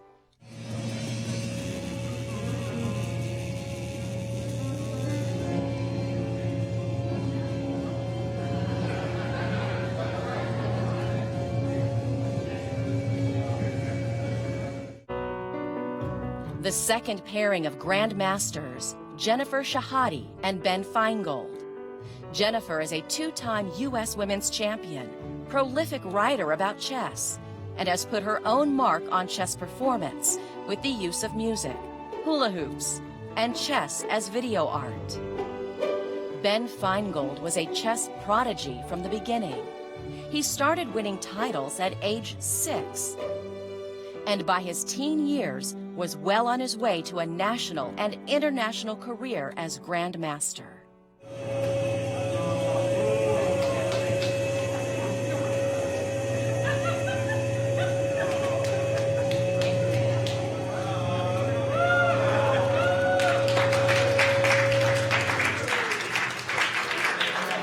This special night at the World Chess Hall of Fame is made possible by the support of St. Louis Chess Club and Scholastic Center founders Rex and Jean Sinquefield. Chess as art. Chess as performance art. Chess as music. This night is a reunion, all of which is a tribute to the vision of famed artist and chess lover John Cage.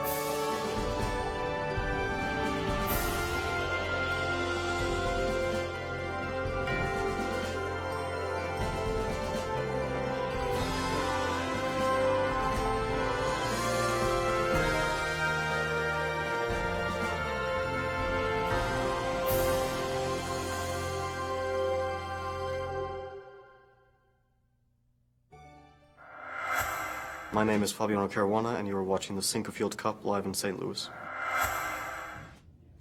Welcome back to the 2014 Sinquefield Cup. And we have some pretty exciting games today. A day of E4s, and even knight F3s turning into E4s. And that's nice and homage to the player who said that E4 was best by cast.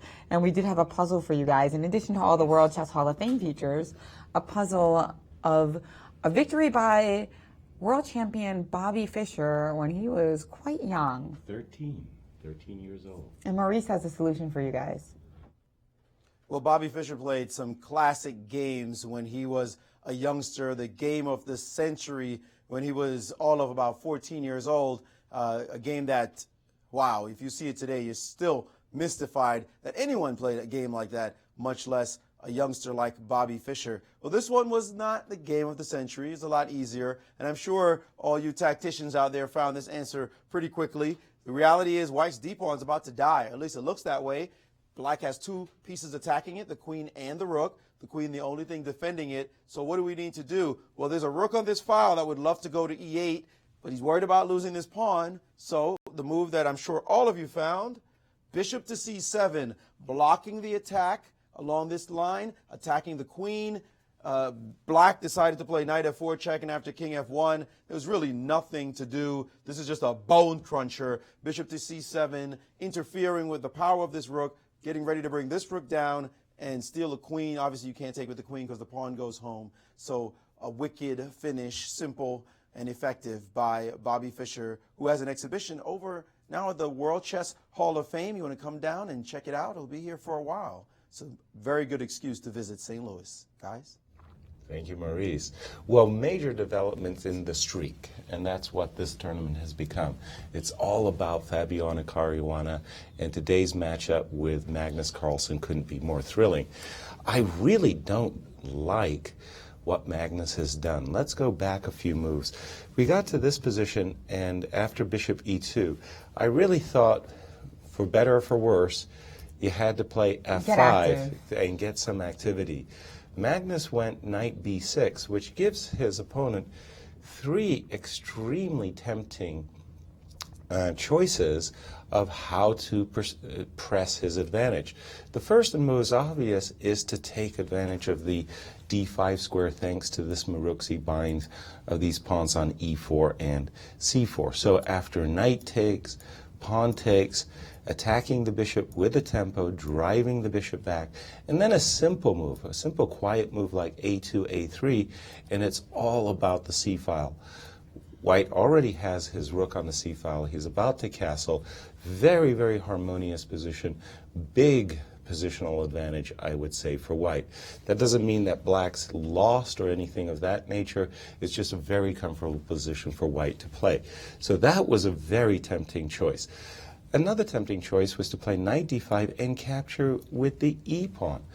Once again, picking up a tempo against the bishop. If the bishop drops back to d7 or goes to f5, one of the things that White can try to do is advance his majority on the queen side and to try to get these pawns on b4 and c5 going up the board as quickly as possible. Also very nice, very compelling advantage for White in this case as well. And finally, the third tempting choice, and the one actually Fabiano played, Maurice and I were discussing it on the break, was, okay, Black is focusing on this weak pawn on c4 for the moment. Knight b5, a very nice idea. What the idea that Fabiano has in mind is if Black continues to try to press against the pawn on c4, well, you tuck your knight back over here on a3, you maintain this fantastic wall of pawns on b4, c4, e4, which just presses Black's pieces down. This knight on b6 really doesn't have a good role. The queen, once you realize, is actually tethered to this knight on b6. Black's position is benefit of active counterplay, and I think this is a very big strategic edge for for white. And again, Fabiano had a lot of choices. That's right. You can play bishop d1, queen f2. It even sometimes we have to watch c4, but maybe we could get stick c5 in at some point, and it seems like a4 might become weak. Exactly. This.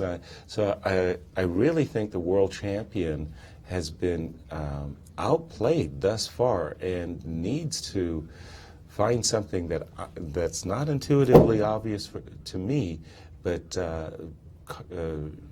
we have seen this move a4, a3, by the way. And it just looks like... Should avoid a total deadlock on a3, and then also maybe rook a4 can come into the position at some point to get a little counterplay. Bishop b2. Bishop b2. But I tell you, one of the things that I like to teach students is center control trumps flank activity almost all the time.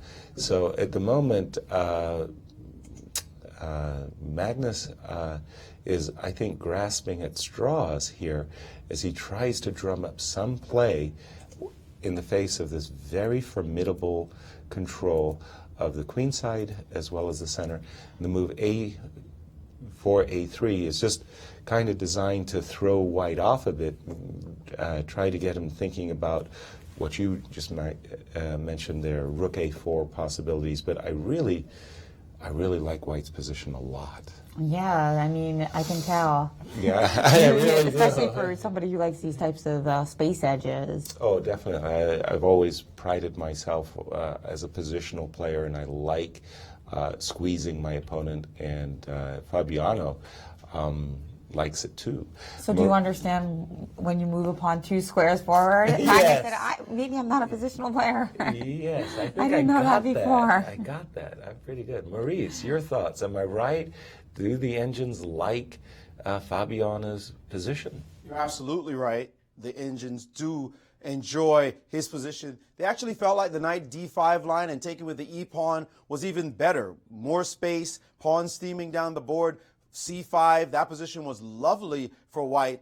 We don't know why Caruana decided he didn't want that position. He instead has chosen a little bit more restrained approach, but nevertheless still advantageous. And this move a3, a suspicious one as far as the inches are concerned. But I'm starting to guess what Magnus's intentions are for this game. He wants to win, first of all. Second of all, he's going to play slightly risky chess, or maybe even more than slightly risky chess, in order to do it. He's playing a little bit strange. These positional moves don't make too much sense. They don't leave a cohesive impression. A pawn on a3 in this position does not look like it makes sense with a knight on b6.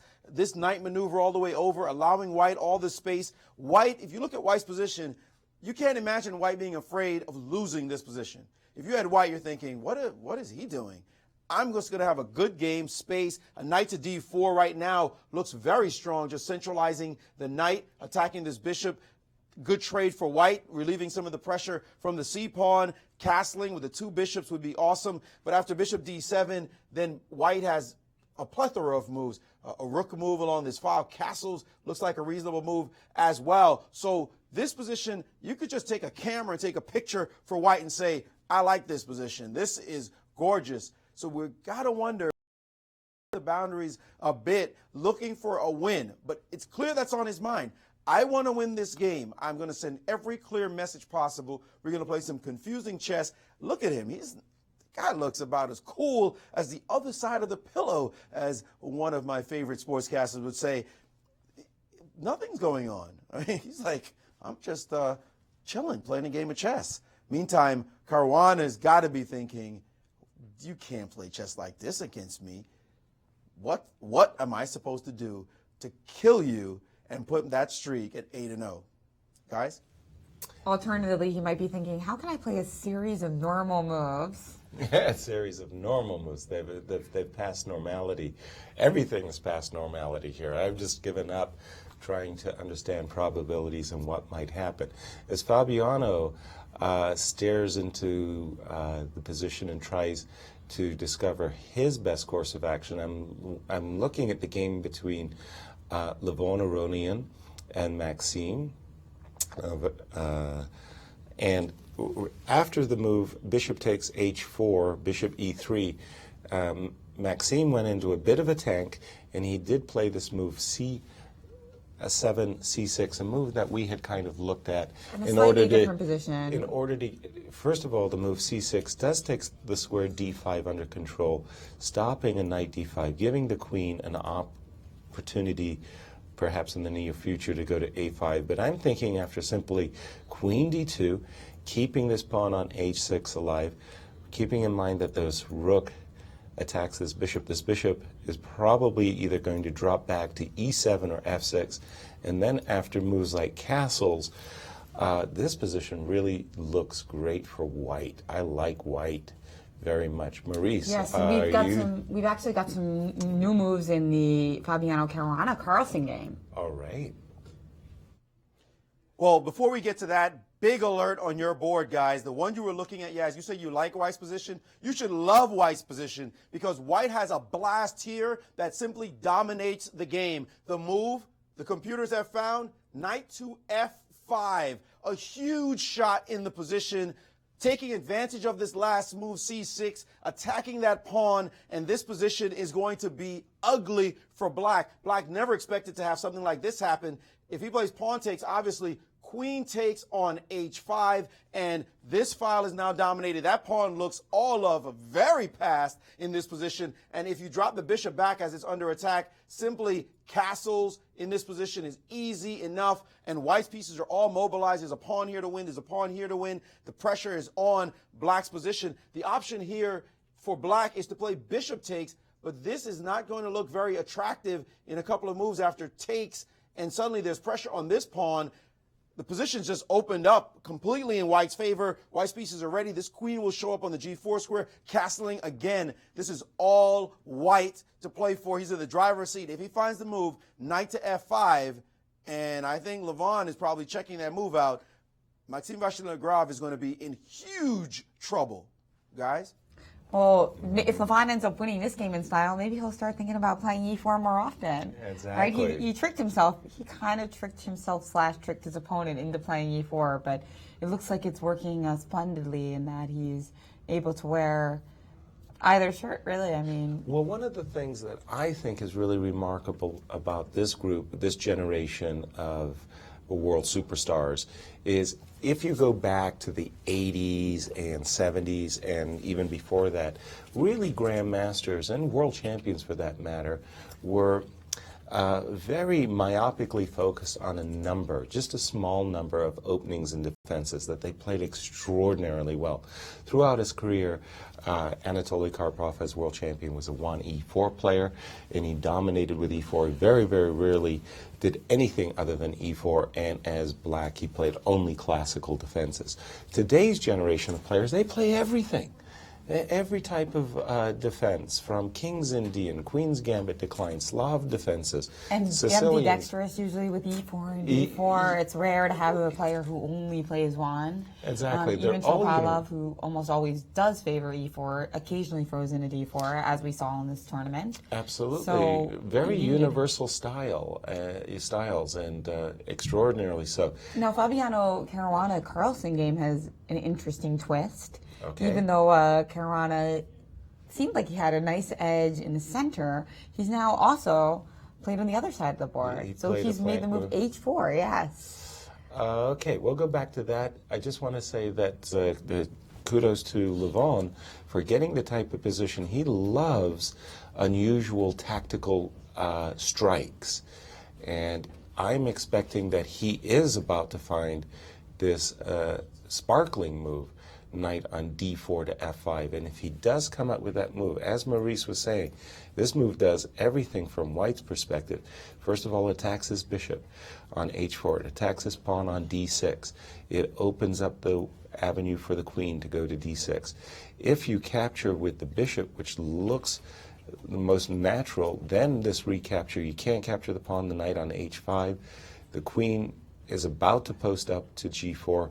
So if we were to see, for example, a move like d5, then queen g4 is just a killer move, attacking this bishop, attacking this pawn. So knight f5 is a very, very compelling move. I do expect Levon to find that, and if he finds that, he'll finally get back into the groove that we expected from him coming into the tournament and win his second game of the Sinquefield Cup. Back to our game of the day for a moment.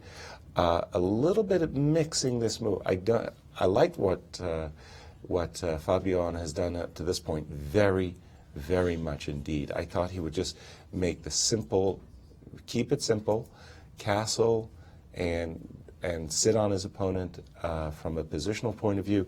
H2, H4. Oh, pardon me. Knight D4, Bishop D7, H2, H4. A very unexpected move from my point of view, as Fabiano saying, hey, listen, with your knight way over here on B6, you don't have enough defenders on your king side. I'm going to go H4, I'm going to go H5, and in the words of Bobby Fischer, Bishop H6 and sack, mate. So the world champion played H5, and now the crucial question, and it's a huge move. I'm not recommending it, but if you're going to play H4, sometimes, and oftentimes, you follow it up with the move G4. Just to really force that H5 in, and then we have a more traditional dragon structure, though, of course, usually White's king would be on D1. And it's crazy. White's king is going to remain in the center of the board, and Fabiano may go whole hog on the king side with either a pawn sacrifice with H5 or recapturing the pawn first on G4. But burning bridges a bit, this move H4, and burning bridges a lot would be G4. Well, we'll keep a close eye and see if G4 indeed will be played. And now that this knight is back on D4, F5 is no longer as attractive. So exactly, this will be even more thrilling than we thought it would be when it started to go along more positional lines. Meanwhile, we have a very special guest. Indeed. We have FM Alyssa Melakina, who is about to just graduated from law school and is about to start bar exam. Yeah, a new chapter in New York, and we're lucky that she found some time to visit us in St. Louis right after having played the U.S. Masters, and she is with Maurice Ashley.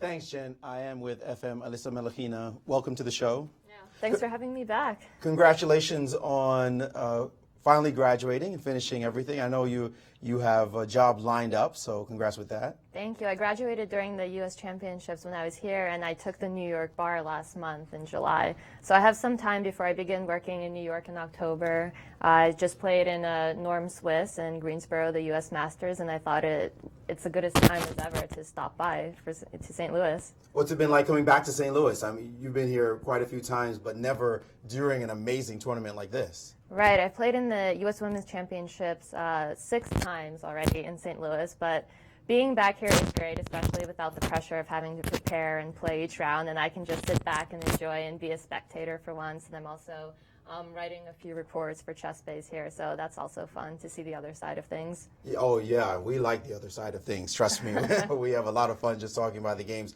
You mentioned writing for Chess Base. You said you did an interview with Fabiano Caruana's second, Chuchilov. Right. What are your thoughts? Did he have anything to say?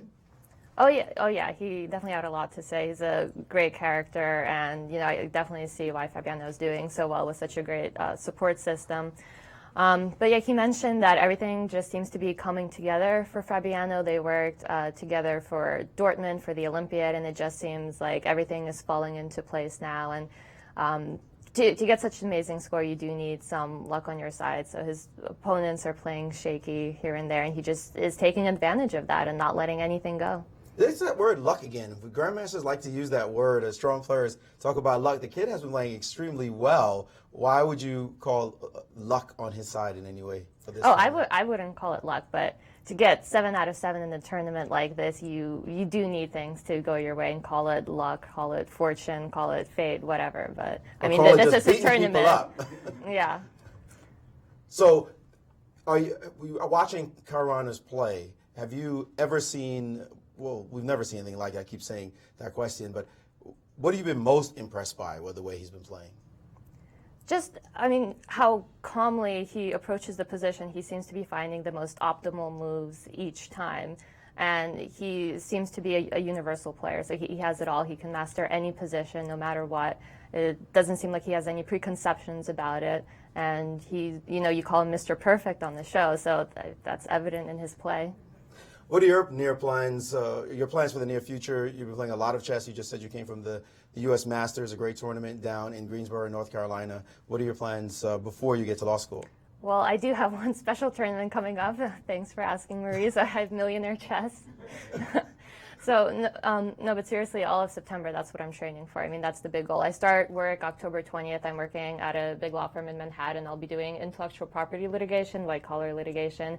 So I feel like this is the last time I can give chess my all. No, don't tell us that. Well, you will still see me playing in tournaments. I'll do what I can. And in New York, they have a big chess scene, whereas in Philadelphia, where I'm from, it's non-existent. So I'll definitely still try to keep up with it. Well, we welcome you to New York. You know, I'm straight out of Brooklyn, and we got all the fighters in New York.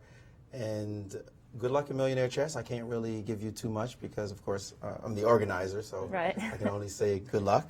And thank you very much for joining our show. Yeah, thanks again. FM Alyssa Melahina, just enjoying being a tourist in St. Louis for once. No pressure. We know what that feels like, guys. Back to you. And I did enjoy Alyssa's report on ChessBase, on the ChessBase website, where she explained her transition from chess to law. That's right, balancing the two. And that was originally posted on the U.S. Chess Federation's website. Oh, really? Yeah, just reprinted on ChessBase, exactly. Legal moves. Exactly. It was a wonderful article, and it just explains the pressures of being a law student and the pressures of being a chess player and the similarities and what you have to do to be a successful attorney. Apparently, to combine the two, you need to do a lot of hard work. Yes. I got a quick quote from Carissa Yip, our Grandmaster slasher at just 10 years old, which, by the way, was actually younger than Jude even beat a Grandmaster. Wow. So I'm not sure if one of the Chinese girls maybe did it even younger, but that's pretty incredible. She said, if you work hard enough, you can do anything, even defeating a GM. That's such a cute quote from a 10-year-old, right? Sweet, yes, So, exactly. If she says it's true, it must be. Well, in our big game between Fabiano Caruana and Magnus Carlsen, an opportunity exists that will totally upend this game from its dry positional struggle to a suddenly intense kingside attack. That's right. And I know Gary Kasparov had a word or two that he'd like to mention. Well, originally he didn't actually like knight d5. He preferred just knight d5, as you and Maurice were mentioning. Right. But now he's kind of turning around. He says 17 h4 exclam from Caruana. I like it. Black's pieces are distracted. Time to go for the king. His instincts are in tune. If h5, g4, and a fight is in store. Well, and h5 was played, so like I was saying, having said A, having played the move h4, it's natural to follow up with g4. After takes, I'm not gonna go whole hog way h5, although that move is compelling. Worthy of attention. Exactly. Takes, and what Black is facing is this immediate bishop h6, h5, and thanks to the fact that, funnily enough, White hasn't castled, this rook on h1 is perfectly in the right spot at the right time to go after Black's king and checkmate. Black has to treat this attack very, very seriously, like a heart attack. This attack for White is coming fast and furious, and Magnus, not usually happy as a defensive player. He plays great all types of positions, but he's being thrown on the defensive whether he likes it or not. And meanwhile, it does look like Levon has played the knight f5 move. And wonderful, knight f5, and we've seen g4. G4 has been played. G4 by Fabiano Caruana. Wow. We didn't Here expect we this. go. This Here is what we I was go. hoping for if knight c3. I thought we might get these types of sacrificial lines. Right, but without c2, c4 in the maroxy bind. Right. You wanted to see an all-out attack on the king side. Because this is very rare. With c4, it is rare. With c4, normally White does go for the knight d5 and the slow press, if you will. But this and that's because White is normally castled. Right. So usually G4 is not on the menu. So let's take a look and see what happens if G4 instead of recapturing, what if White tries the even more direct H5? What kind of defensive plans do you have in mind here? I have no idea, frankly. I don't know what defensive plans I have in mind. Well, what can I say? I'm an old pawn grubber. Give me the pawn. I'll take the pawn. And again, you may still want to go hog wild with HG and even giving me the bishop. Let me just put that on the board so you can see if this is... if this strikes my fancy. Yeah, this is exciting. Normally, this bishop on G7 is such a crucial defensive piece. Well, let's make sure we're mating. Oh, you're going to play... I'm going to give you an opportunity to take my rook so that maybe my queen can just be in time to rescue my king from this all-out assault. I feel like I should have something good here. I don't doubt it. I believe you, Jen. I'm looking at like G7, but then you have rook E8. I believe you. G7 might help me. Yeah, if I don't have if you could magically play the move rook H8, which is illegal, we understand, but if you could magically do that, that would be checkmate. So G7 might be... Speaking of legal moves. Yeah. Yeah, no, if G7 doesn't work, it's bad. Exactly.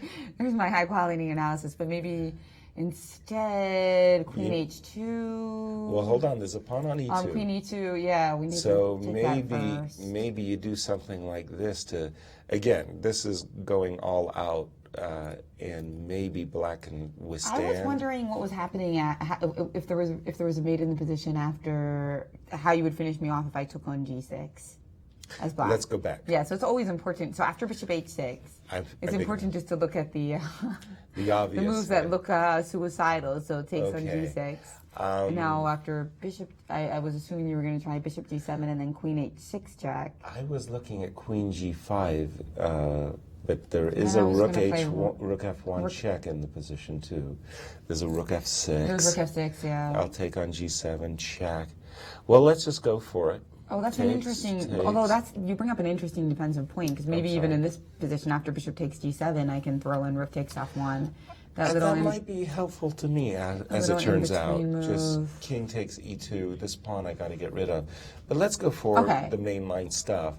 And so what we're seeing here is that your king wants to crawl away, but for the moment I can't check you on E, so I'm going to take this guy. Ooh, still very, very scary, but okay, here I can see at least Magnus's king is going to try to run. So these tactical variations are very much going to be racing through their heads, although Fabiano Caruana has not played H5. Instead, it looks like after G4, H4, he just took as you were analyzing as well. Right, but I mean, again, if I was playing a lower-rated player and my lower-rated player played H5, I'd be sweating cannonballs because he's going for the attack and he's going all out. But this H5 also takes a lot of time to analyze, so I wonder if this is partly a practical decision. If Fabiano saw a couple reasonable defenses and just said, "I'm not spending 20 minutes on this." Exactly, and I think that was a very practical decision actually, because still the onus is on black to come up with a proper defensive resource.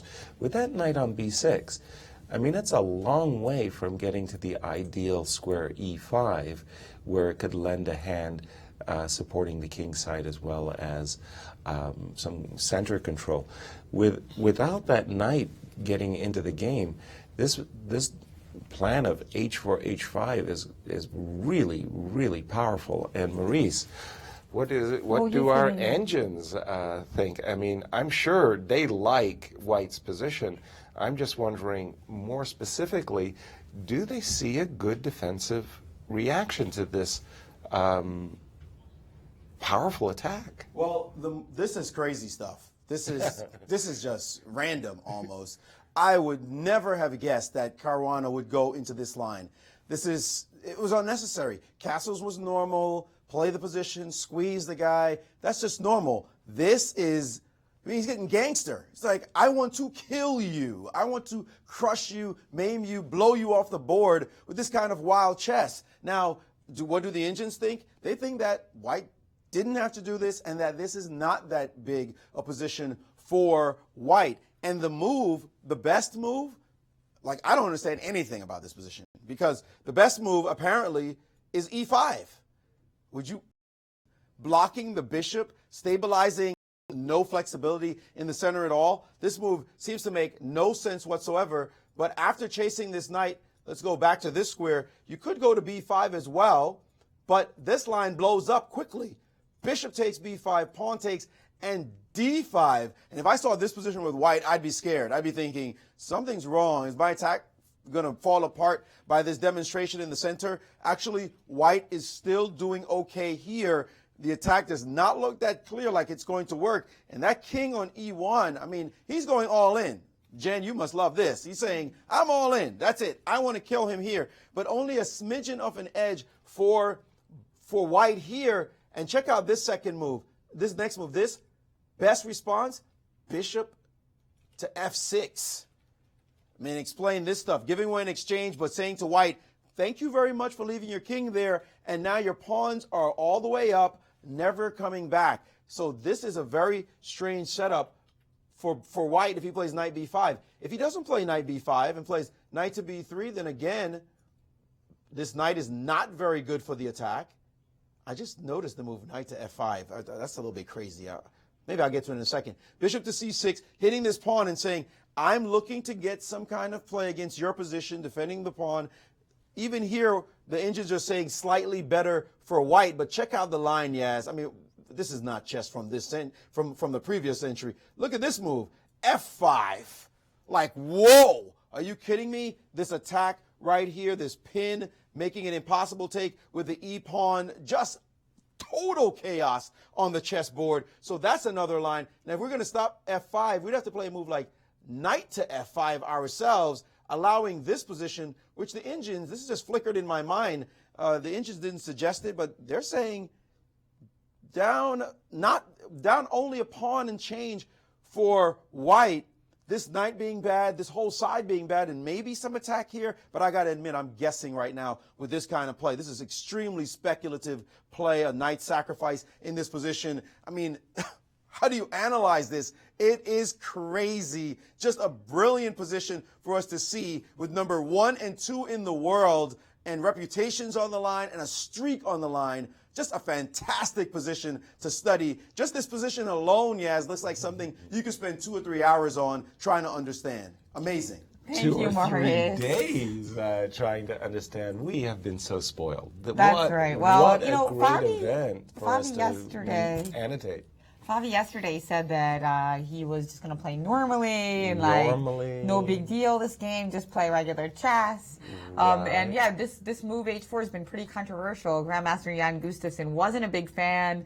Grandmaster Robin van Kampen, also one of your buds from Holland. Absolutely. He Shout said out, that Robin. Fabi could have safely opted for castles, but this h4 seems awesome if he follows up with g4.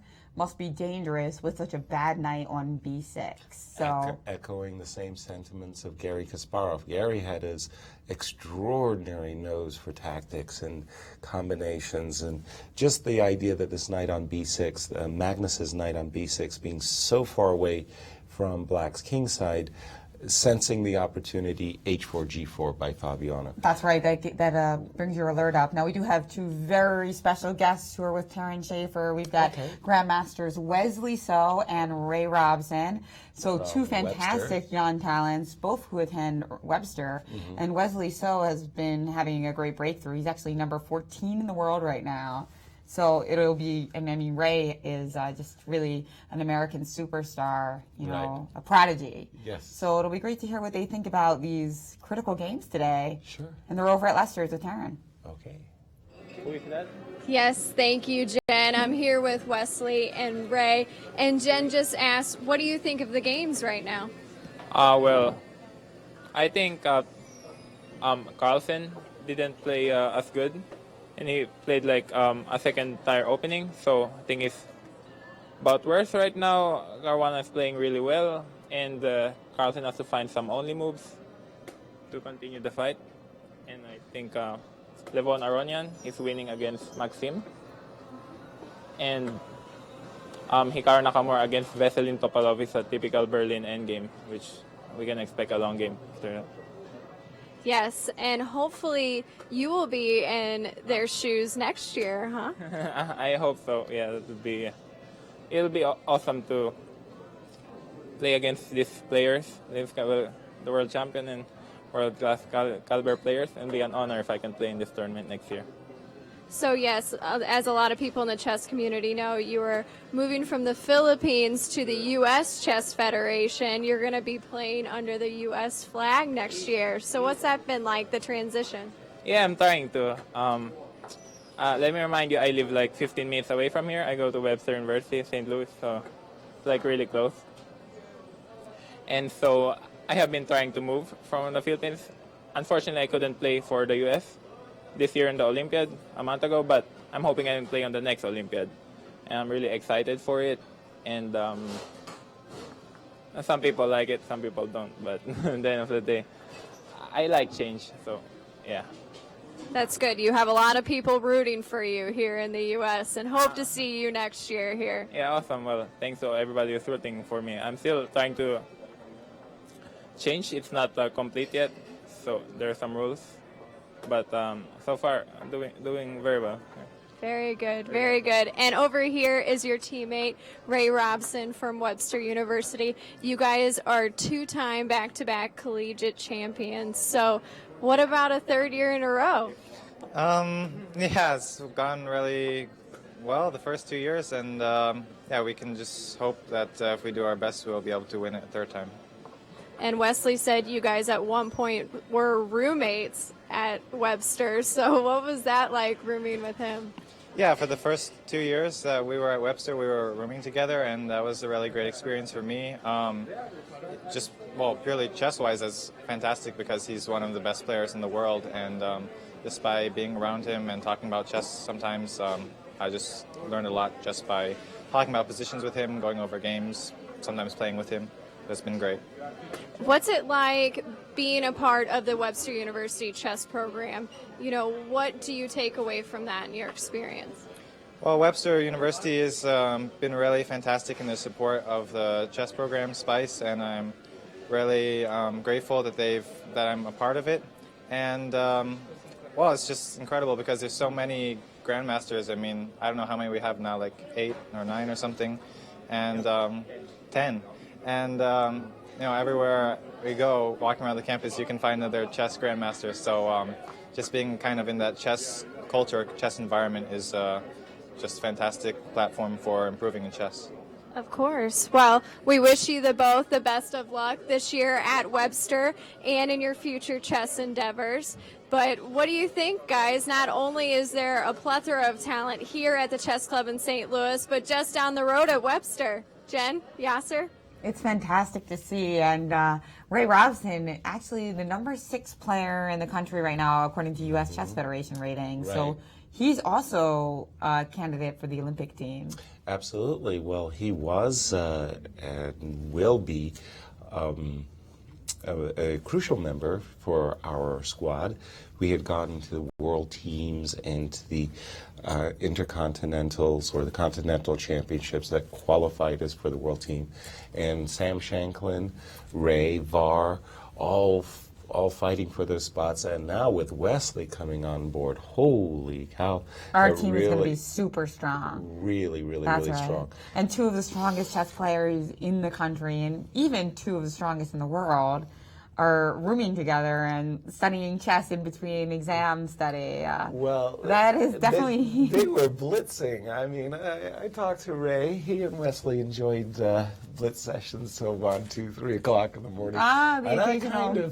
I kind of fear that their exam work might have been neglected just somewhat on their late night sessions. But at least it was blitz, not bullet, right? There you go. It was serious hard work. We have seen this amazing move E5 by Magnus Carlsen, world champion Magnus Carlsen, recognizing that this attack with G4, H takes G5, F takes G5, has to be treated extremely seriously. He can't afford to just let White slowly increase his attack with the move H4, H5. He struck out with the center, E7, E5, gaining a tempo on this knight. Crucial moment now for for Fabiano. The move knight f5, we've seen him sacrifice, Fabiano that is, sacrificing pieces against his opponent's king for 2 pawns. 1 pawn just feels a little bit wrong, so we anticipate that he would drop back with a knight. And then, as Maurice was saying, black has to be very, very fast. He can't just wait. He's going to get killed if the move h5 shows up on the board and nothing has happened. So black has to undertake immediate decisive action. Bishop c6, again gaining a tempo against the pawn on e4. The problem with h5, which is a move you don't really mind sacrificing your pawn, the problem is if you sacrifice the pawn and allow the bishop to participate in the defense of the king. That was why the chess engines were recommending bishop d3. Oops. Let me just make sure. I'll go back a move. Bishop c6. Not h5, I beg your pardon. Take that move back. There you go. Bishop d3, defending the pawn on e4. Again, h5 coming big time. Bang. f5. And the position just blows up. These are not easy defensive moves to find at all, and that's one of the reasons why it's so hard to play these types of positions for black. E5 is hard to find because normally it's a move that you don't want to. You were trained not to play in the dragon, right? Because you block your bishop. It kills your bishop, right? So it's very unusual, and the reason is drastic times, drastic measures, and this move helps bring the defensive pieces to the game. Right, but I'm thinking after Queen G2. Okay, for the moment, this knight on b3 really isn't in the attack, but what that move f5 has done is opened up the g file to allow white to bring his majors, maybe even involving a move like king d2 and rook over, bringing his major pieces over to the king side, going after black's king. Right, I see some of the variations you have in mind here. So if we were to play f4, trying desperately to close up the position, you can actually capture on b6 and play rook g1, or start with rook g1. I guess starting with rook g1 seems okay. And now if rook f7, it looks like you can actually just take on b6 and play c5 with the bishop coming to c4, and it looks just very nice for white. Well, again, you're right. If white can just get in bishop c4, there is queen takes b4 check. But it's just like bang, bang, bang, bang, bang. But you gotta there is counterplay with queen takes b7 check. That you gotta queen takes b4 check. We could have maybe started with c5 too. So. Okay. I mean, our bishop's in take, but... well, also, nothing's wrong at all, Jen, with everything that you're just talking about. You want to get in that move c4, c5, so you can swing your bishop to c4 with check. Drop your bishop back for one moment and say, okay, I'll take the tempo, but check this out. White's threats are really going up and up exponentially this looks great for white, indeed. So, and Magnus did play bishop to c6, so we have that move on the board. Now, quick update: we mentioned that Levon Aronian did play this move knight f5. Shall we go but back? We haven't gotten an update on what happened after. Well, it was that tactic alert knight f5, and that just blew the game wide open. And we thought when we left it that might just be the winning move. Or almost a puzzle of the day. Takes was played by Maxime, queen takes h5, and now this h-pawn is really sweet because it is a crucial pass pawn. The bishop dropped back, castles as anticipated, rook smashing into position, rook d6, a big threat here. But white hasn't sacrificed any material for this just crushing position. Exactly, and bishop moved to f4, again putting additional pressure on this pawn on d6. Castles, bishop takes, queen e6, and this is just an overwhelming position for Levon. So giving up one pawn just to get his king to safety. Well, more safe than it was before. Yeah, safety is a relative term around here. I'm not sure anything's safe after watching what Fabiano just did.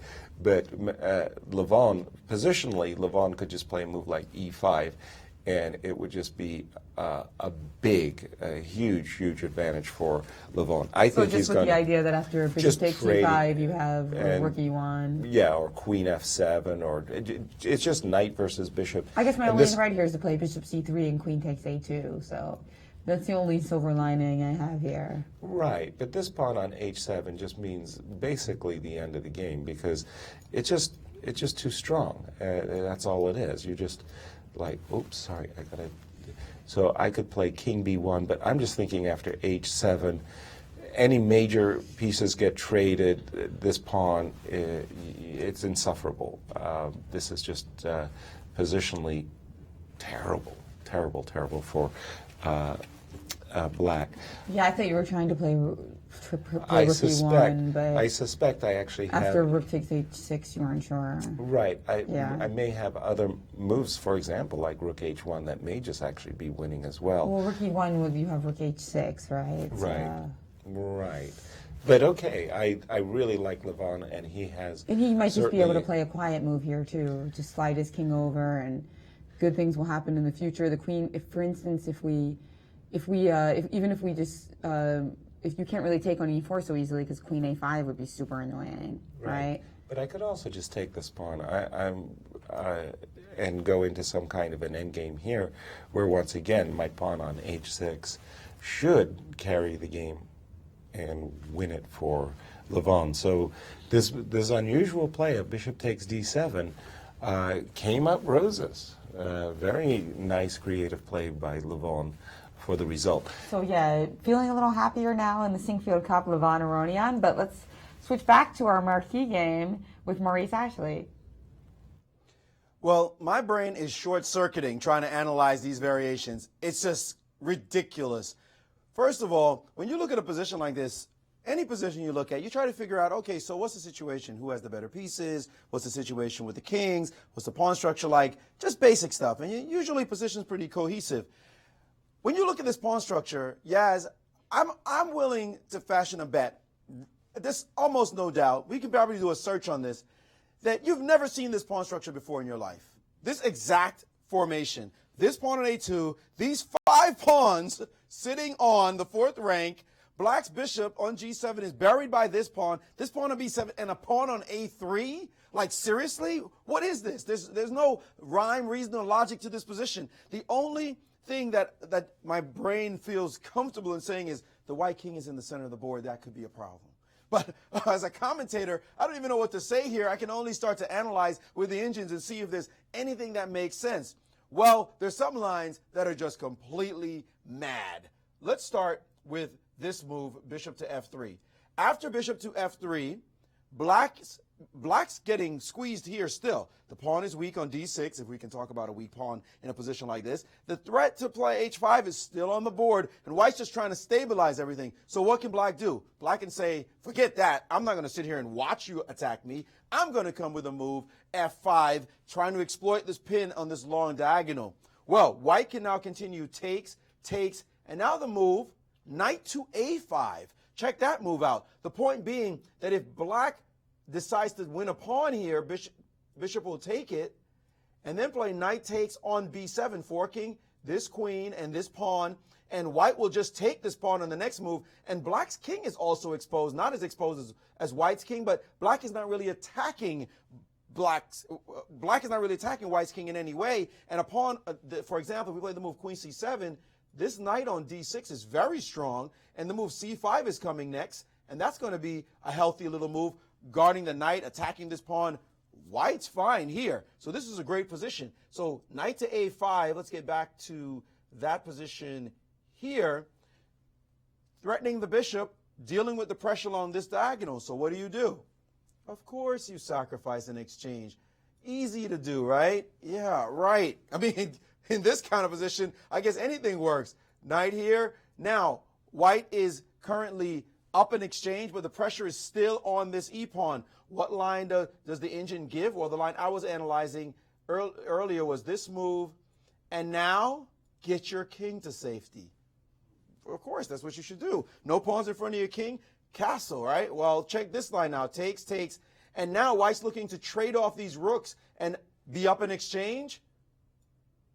Bang! Rook f3 as the next move by the engine. It's like, what is going on? Chess material turned upside down, pawn structure just thrown out the window. I mean, just tear up all the books. Just rip them all up right now, because this is completely chaotic chess, impossible to analyze carefully and assess. I mean, this gives chess teachers fits to try to explain in any logical way. Now, another line I'd like to mention that could be played that might be a bit more sane, if that's a word we can use about this position, is the move bishop to d3. But this does not stop what black plans to do. Black wants to play the move f5.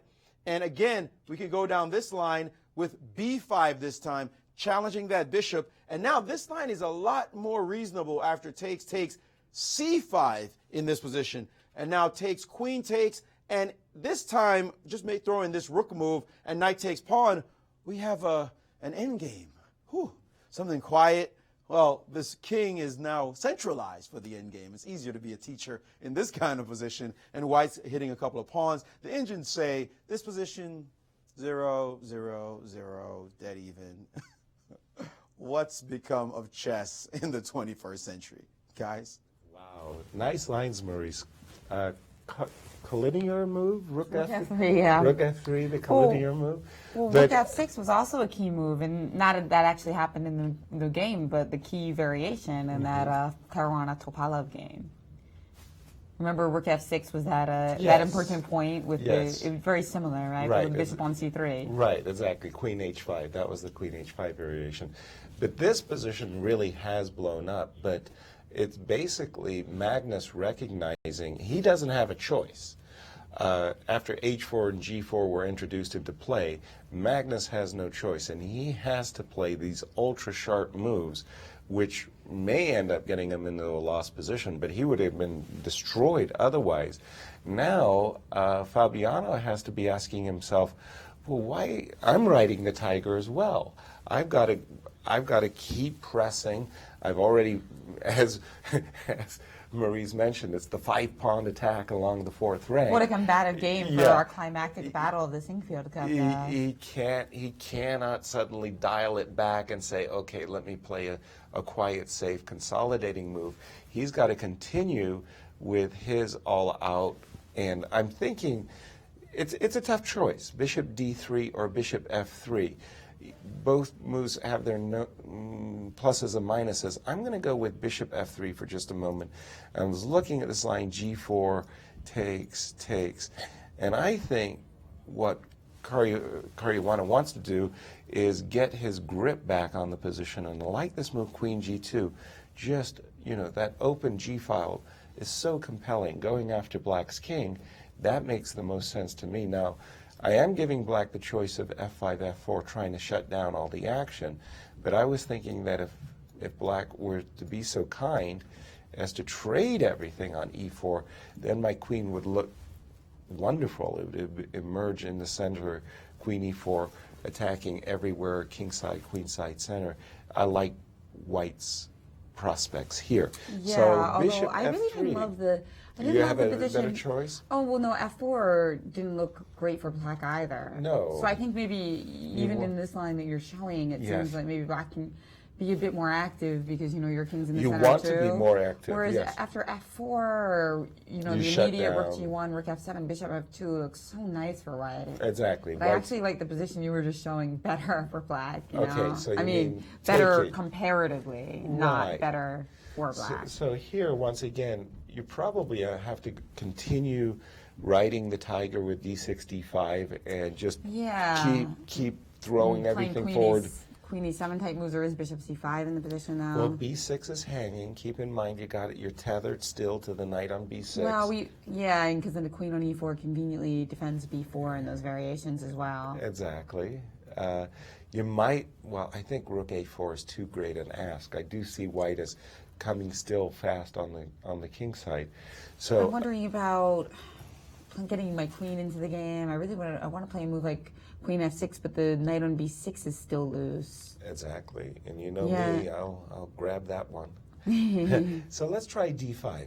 D5 is a kind of a fun move, and queen takes d5, knowing what the engines have already taught us. They're going to go 0, 0, 0, 0. But this might be a line where, at least from Fabiano's point of view, he might be happy, he might be comfortable, I'm not sure. I'm thinking knight c5 or knight d2, not sure.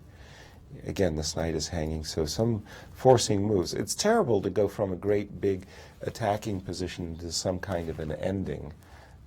You wanted to to do something better. Yeah, but and at this the was moment, pretty forced in that line, though, right? So Right. that's why maybe. So how does it change if we move our bishop to d3 instead? Let's right. take a look. Let's have a look at that one. So bishop to d3, once again f5, no choice. h5 is just going to. Now queen g2 by no means forcing, and I do like some of the action that comes after knight a5. But on the other hand, with or without g4 takes f5, but I probably should include g4 takes f5. My bad. Knight a5, but this exchange sacrifice looks forcing. You don't want to lose the slight square bishop. That is a critical piece in the position. So takes, knight a4, and it's wild and woolly. I don't know. And it looks like he just played a move. Let's see what it is. It looks like he has moved his played bishop to bishop to f3. f3. I see bishop f3 in the position. I so do as let's well. go back to that move. So I think he probably rejected the. I mean, I like winning exchanges, but in this position, I think Black has good compensation.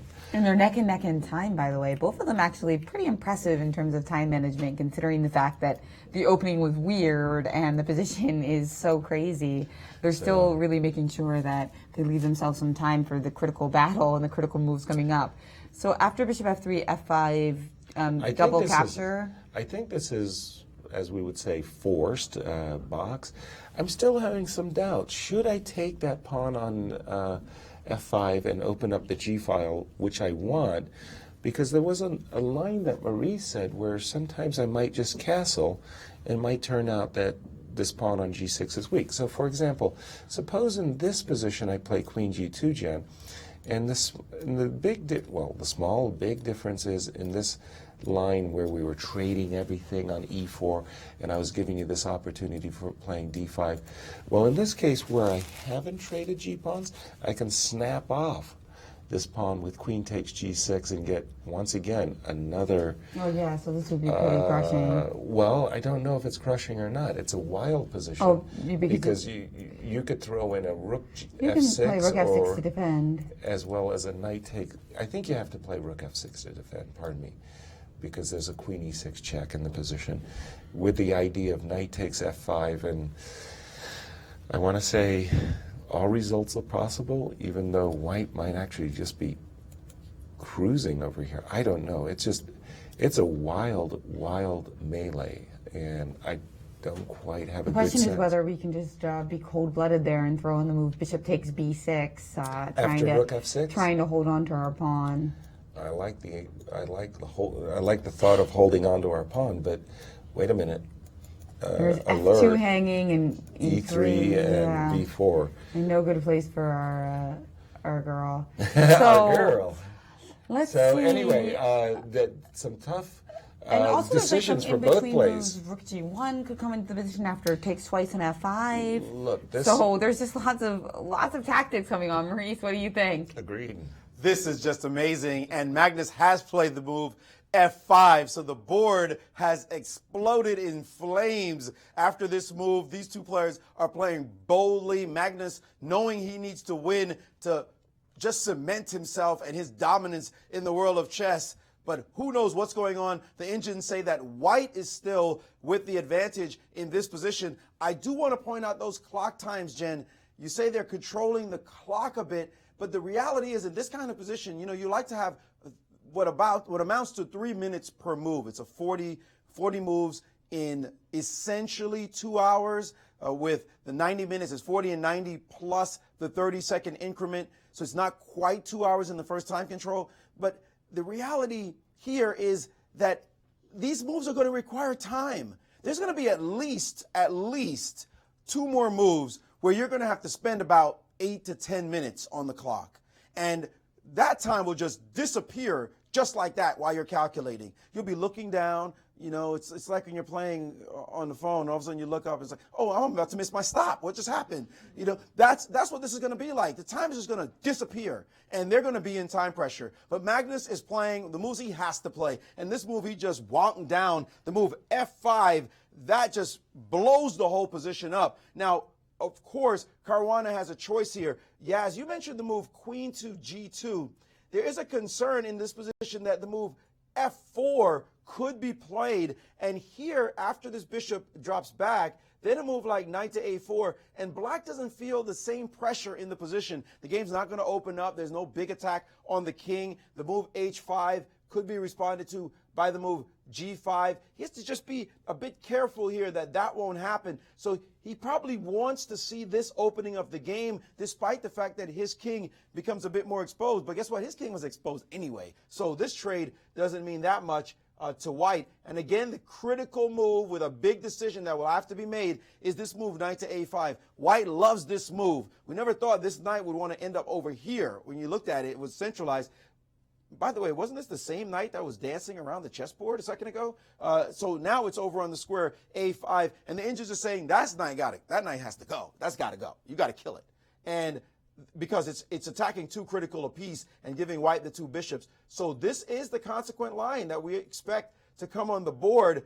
And now we went over the line with bishop to g5. So time's going to be an issue for somebody in this game. Black's moves look pretty much forced. I mean, it looks like he'll probably have an easier time of it on the clock than will white, who has a lot to look at and to make sure that he's keeping control of the game. So just already an epic battle. No matter what happens here, this is living up to the billing that we expected from numbers 1 and in the live ranking, number 2 in the world. Will the streak stay alive? It's kind of funny. Look at the ratings, by the way. We see 28.01 for Fabiano at the beginning of the tournament. He's now at 28.35, and Magnus down from 28.77 to 28.66 as they close the gap. Will the gap spread after this game or shrink even further? Guys? Thank you. And I thought you were going to make a comment about that big bear, green, red. The big bear? The green, red, and yellow bear in the background there with the arms crossed. I see. Pretty aggro. So actually we do have a couple more moves in. So Fabiano actually pretty quickly played G takes F5. He did capture. Thinking that he wants to keep this position open. As and now after G takes F5, obviously immediately by Magnus, we're thinking again. Fabiano's thinking about this move, knight a5. And about again, knight a5 and in the move you suggested, queen g2. Are there any other options? Well, bishop g5 also has something to be said for it, I'm sure. But I do believe that knight a5 is a key move, because from white's point of view, this piece is good, this piece is good. Well, maybe our king isn't so good. This rook has possible. Queen's excellent. This rook on c1 is excellent. Only the knight on b3 isn't participating. You'd really love to have this knight on g6 or g5 or anywhere on the king side. So you need to get that knight in the game, and knight a5 therefore is highly compelling.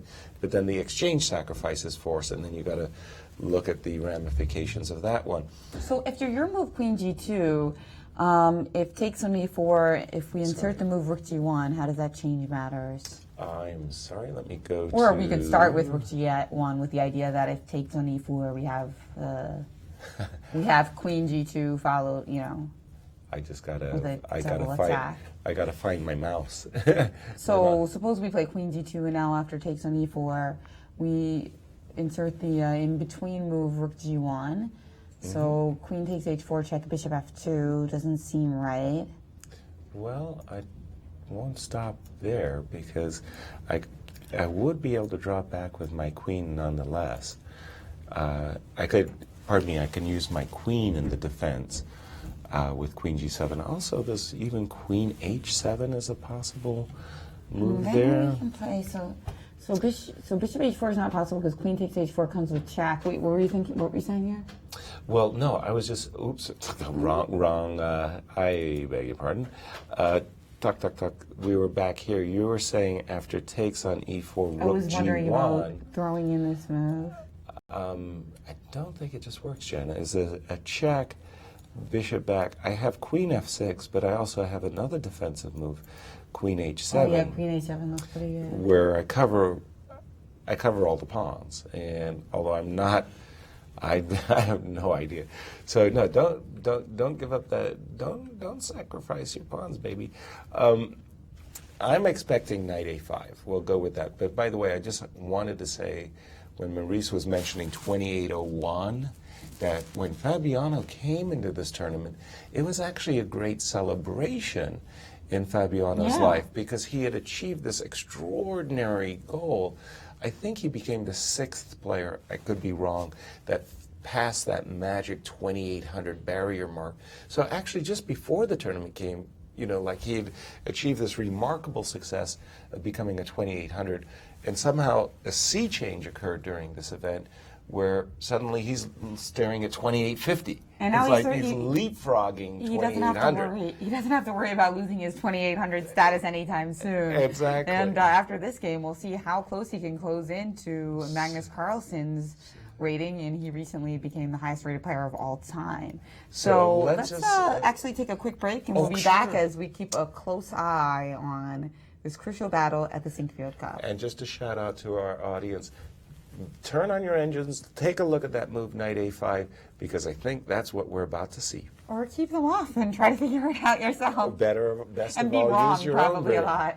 That's okay. Use your own brain.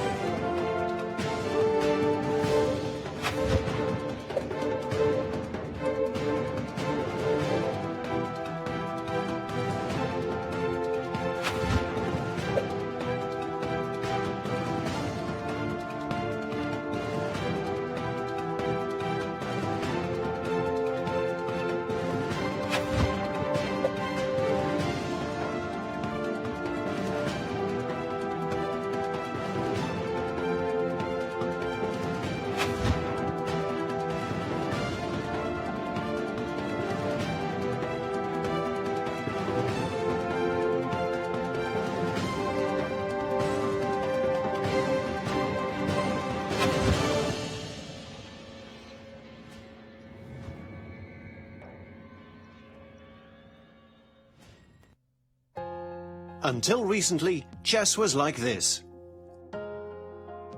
Chess24 brought you this. Live interactive broadcasts from top tournaments with computer analysis and video commentary by the likes of Jan Gustafsson, Lawrence Trent and Peters Fiddler.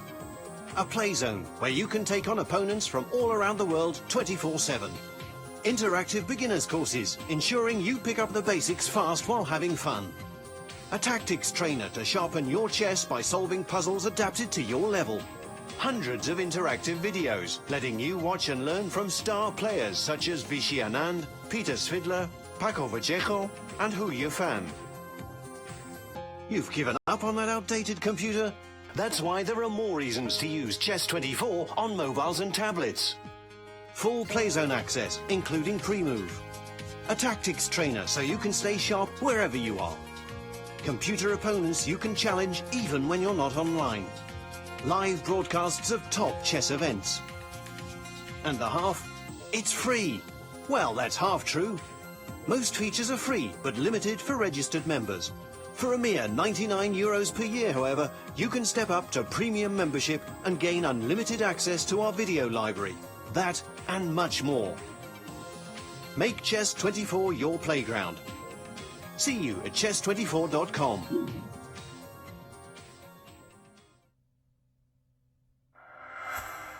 I'm Levon Aronian. You're watching the Sinquefield Cup live here in St. Louis. Hey, and welcome back to the 2014 Sinquefield Cup, where we have our critical round 8 battle between Mr. Perfect, Fabiano Caruana, with 7-0, and he has just played the move knight a5 against world champion Magnus Carlsen, which allows, well, forces. Which forces? This exchange sacrifice, which I hope you guys all looked at. Takes, knight a4. Yeah, they all figured it out in that 2-minute break. Yeah, was our Twitter without feed, without engine. Without engine. So they told me, oh, Bobby's going to go to 8-0. They're just looking at the pattern. Well, during our break, our short intermission, Maurice and I, this is riveted us. We can't even get out of the studio. And Maurice is saying that, check this out. As soon as this exchange sacrifices occur, good for you. But this move, bishop g5, when it comes, it's going to cement the king side, meaning that White's intention is to castle short, and he's going to have a very safe king. And Fabiano may or may not have a compensation, but the chaos factor just got eliminated. Maurice, share your thoughts, because they were right on point. Exactly, Yaz. That's the critical point here. It turns out that there are a couple of options for black, none too appetizing, but this move, rook takes a5, as rambunctious as it looks, after this sequence, bishop to g5, when you stare at the position, let's just make a move like queen to d7. If white castles, first of all, there's a threat now of taking on f5. The only move is pawn takes. You're not going to give away your light square bishop. And now this bishop can move anywhere. Back looked like a reasonable place to go. The computers are now saying bishop h5 is even more attractive. That looks interesting. The point is, this dead pawn structure for black, and it's just a dead pawn structure, is not going anywhere, not proving anything. There's no e3 that's going to count for anything. Rooks are being offered on exchange. This pawn is weak. This knight might be able to get to d3, he hopes, in some line, as I'm looking at it. But the position just got a bit too stable.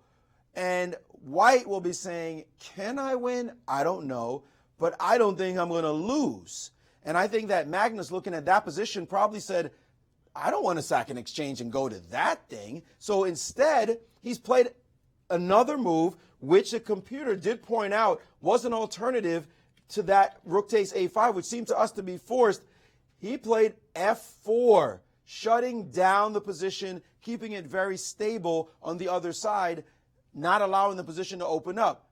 But this is still also a position that simplifies things for Fabiano. After the very simple bishop f2, again, I'm looking at this position. A second ago, I was thinking, I'm white, my king, I'm scared. Now I'm thinking, I'm not so scared anymore. Forget it. Everything is solid over here. I'm not going to lose. This structure is held up. This pawn is weak. My bishop may not be doing much, but is guarding this pawn, keeping that solid. I got pressure here. I got pressure here. I'm good. I'm not afraid in this position at all. Now, whether or not Caruana is still going to win this game is a different question, but it was like an intense burst within about a 3-move, 4-move time span, which has now just settled down, and it looks like it's white for choice in this position, and Caruana back in control. 2 results for him, possibly, and it looks like he's comfortable. He doesn't seem that perturbed in this position. He has played the move bishop to f2, and it looks like white, Mr. Perfect, may not stay perfect, but looks like he's not going to lose. Guys? Well, there's a lot of play left in this game, and I am impressed. They are playing pretty quickly in a super complicated position. In fact, after bishop f2, Magnus quickly replied with the move knight a4, having surely prepared it on his previous move. And funny, looking at the clock time, they both have a little bit over 28 minutes, so they're kind of keeping pace on the clock in the exact same way that they're kind of starting to jostle each other in the live rating list with their very comfortable 28-plus ratings. Wow. Meanwhile, let's take a quick update on Levon Aronian, because something seems to have gone wrong there. I mean, before you were talking about this prize pawn on h6, which you thought could lead to victory in an endgame.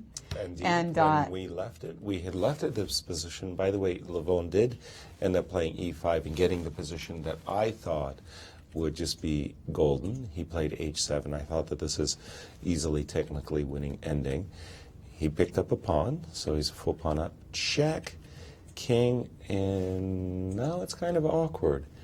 He has played rook e1, and rook takes I think h7. Perhaps he missed this move, because wait, what's the idea? Now the idea is after rook takes e5, the problem is there's a check followed by taking the queen. Right, so we have to take this rook first with our queen, no? But now there's queen takes, well, Rook takes. Yeah, you could also take on E1. Oh yeah, so this is just the same thing. Same thing, exactly. So just a different move order.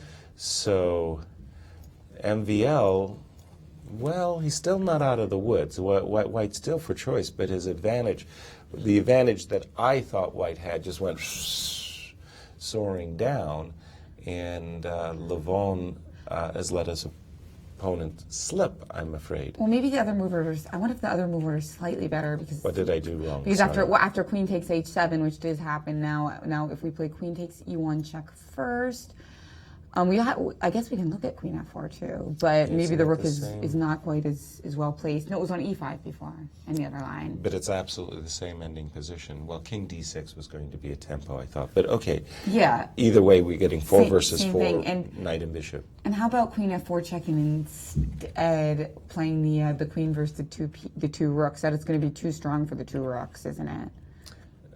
Yes, because of this unpleasant pin along the 7th rank, I would avoid the two Rooks in this position. And your super safe king. I mean, even though I can snack on F2, which will, for the moment, disallow you from playing Rook E7, you can just play Rook E1, yeah, and that just is good.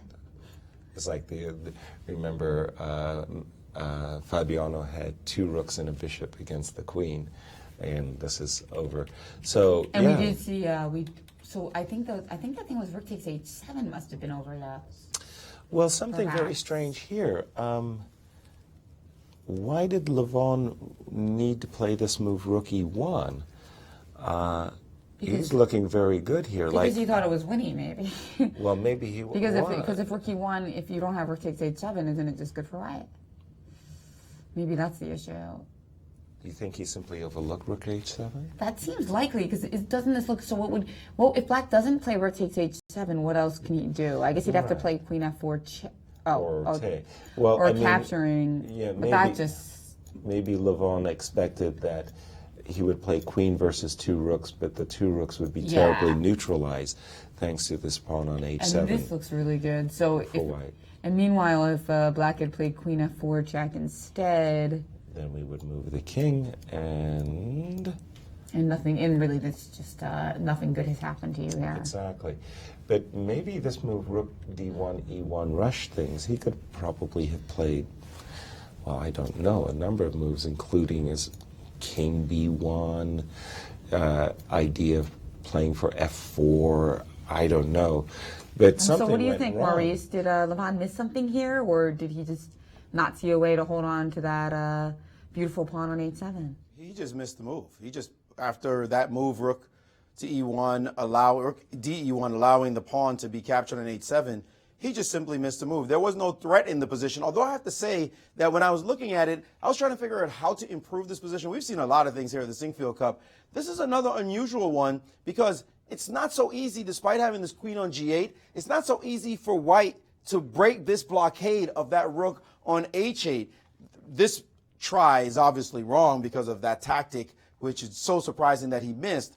But in this position, the moves that the computer is giving are moves like A3 or A4, or its next move, Rook H5, which doesn't really change much in the position, or the move F3. So a lot of moves that just don't do anything to break this blockade. It's using millions of positions, calculating millions of positions per second. Even the engines don't find a way to break down this Rook. Intuitively, we feel like somehow there should be a way, but it's not easy to get that piece off of that square. So advantage to White, yes, because of this pawn, but technically very difficult to win. Could he have intentionally played Rook E1 and gone into this ending? I can't imagine it, because that's even less of a chance for him to win that game. We should switch over. Well, before I do anything else, I just want to go to a game we have not been following. This Berlin has blown up a little bit. This is what goes for blowing up in the Berlin, by the way. It's just a trade of pawns with F6. But the engines are saying that this position is good for Black. It has been good for Black for some time. Topalov showing the kind of defensive skills and restraint that is not typical for him, and now getting a nice little position with play against this G-pawn. His two bishops definitely have the advantage here, even though it's taking some time for him to prove it. White got nothing out of this position, so Nakamura right now in the basement could go even further if he doesn't figure out a way to defend this position and hold it. But a very critical exchange has occurred in the other game after knight to a4. Caruana played knight c6, not the top move of the engine in this position. h5 was his first choice, but knight takes c6 is a possibility and does give him some chances here to also continue with the move h5, attacking down the board, looking to put the pawn on h6. There are a lot of pluses in this position for white. The two bishops, now this bishop is free forever. It could go to g4, think about coming into f5 with some chances. So that definitely looks quite nice. This move exploiting the light squares. Also, this pawn on d6 is still weak. So white is controlling the game. The game is completely within his sights. So you're driving a car, it's right in front of you. Nothing on the peripheral vision to worry about, because these moves by black don't leave a great impression. And this knight, you've got to wonder, where is it going exactly? So the more I look at this knight takes c6, the more I like it, Yaz. What about you? Oh, definitely. I thought that that bishop on c6 was a very important piece, controlling a lot of the light squares. You were pointing out that white will want to, in the future, put his bishop on the a2 diagonal. You're pointing out that bishop f3 kind of snuggling up towards that e6 square, f5 square. Very, very nice.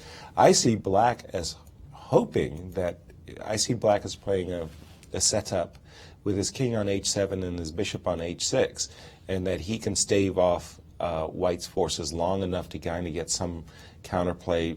Knight to a2 looks weird, but I like the two bishops. I like the stability, sudden stability of white's king, and it's while all results are possible, I think it's more likely that we see a draw or win for white, and that is an achievement. You know, that in and of itself is an achievement. And finally, let me just boldly point out the obvious. If I was to make the dumb positional error move b4, b5, well, maybe it's actually not so dumb. I'm trying to gain control of the square d5, which would be a magnificent outpost for white's queen. And in the meanwhile, I'm also trying just to establish a pass pawn on the queen side. So from what I can see, white's options, whether they be with h5 or whether they be with b5 or a rook d1 trying to hit the pawn on d6, white's for choice. His moves are much more tempting, and I think Magnus still on the defense in this game. And we do have another move from Fabiano, and a surprising one, in fact. What's that? Yeah, actually, it's castled. So we talked about is this that move still before. legal? Yes, still legal. Apparently, yeah, it looks like we do have it a looks result, like there I must believe. be a it looks like it must be a draw, huh? Yeah. Yeah. So Levan Aronian and Maxime Vachier-Lagrave, Levan with a wonderful chance here to get a great victory. Well, instead it was an inspiring game, That's right. From g4 onwards. And I think Levon will be more than a little bit sad by the actual result, pleased that he's finally played a creative game, the type of game he likes, but disappointed with the result. And I'm sure he missed that very simple tactic, which cost him his H-pawn and his advantage. and a relief for MVL. So. Well, this is the second time, by the way, that MVL has really gotten very fortunate. A pawn behind against Magnus and the bishops of opposite color. He managed to hold it. He made a draw again here, and he's getting rewarded for bad positions. Don't know why. That's some credit, doesn't he? But let's take fighting. without question. All of them are fighters, but castles by Fabiano. So no f5, no h5 castles. Now, what could Fabiano be thinking? Obviously he's thinking his king would not be safe on e1, but safer on the king side. But isn't he giving black the opportunity for going for bishop f6, captures h4. I guess he's trying to just move his king to h2. And Well, then I'm going to pick off this pawn on h4, and it's going to be wild. Maurice, was this move Castle's copacetic? Well, again, you're asking me. Thank goodness I have an engine to help. Castle's is okay in terms of the tactics. Probably not the #1 choice, but there's no way to win anything for Black, and Black has in fact played a much crazier move than the move you're suggesting, Bishop f6. Magnus has thrown down the move c5. Do we understand anything about chess, Yaz, was Castle's, after moves like this, weakening the d5 square, giving what looks like a juicy check to White to be able to play, but that check leads nowhere because this pawn sits in the way of this file, and White will not be able to deliver any mate anytime soon.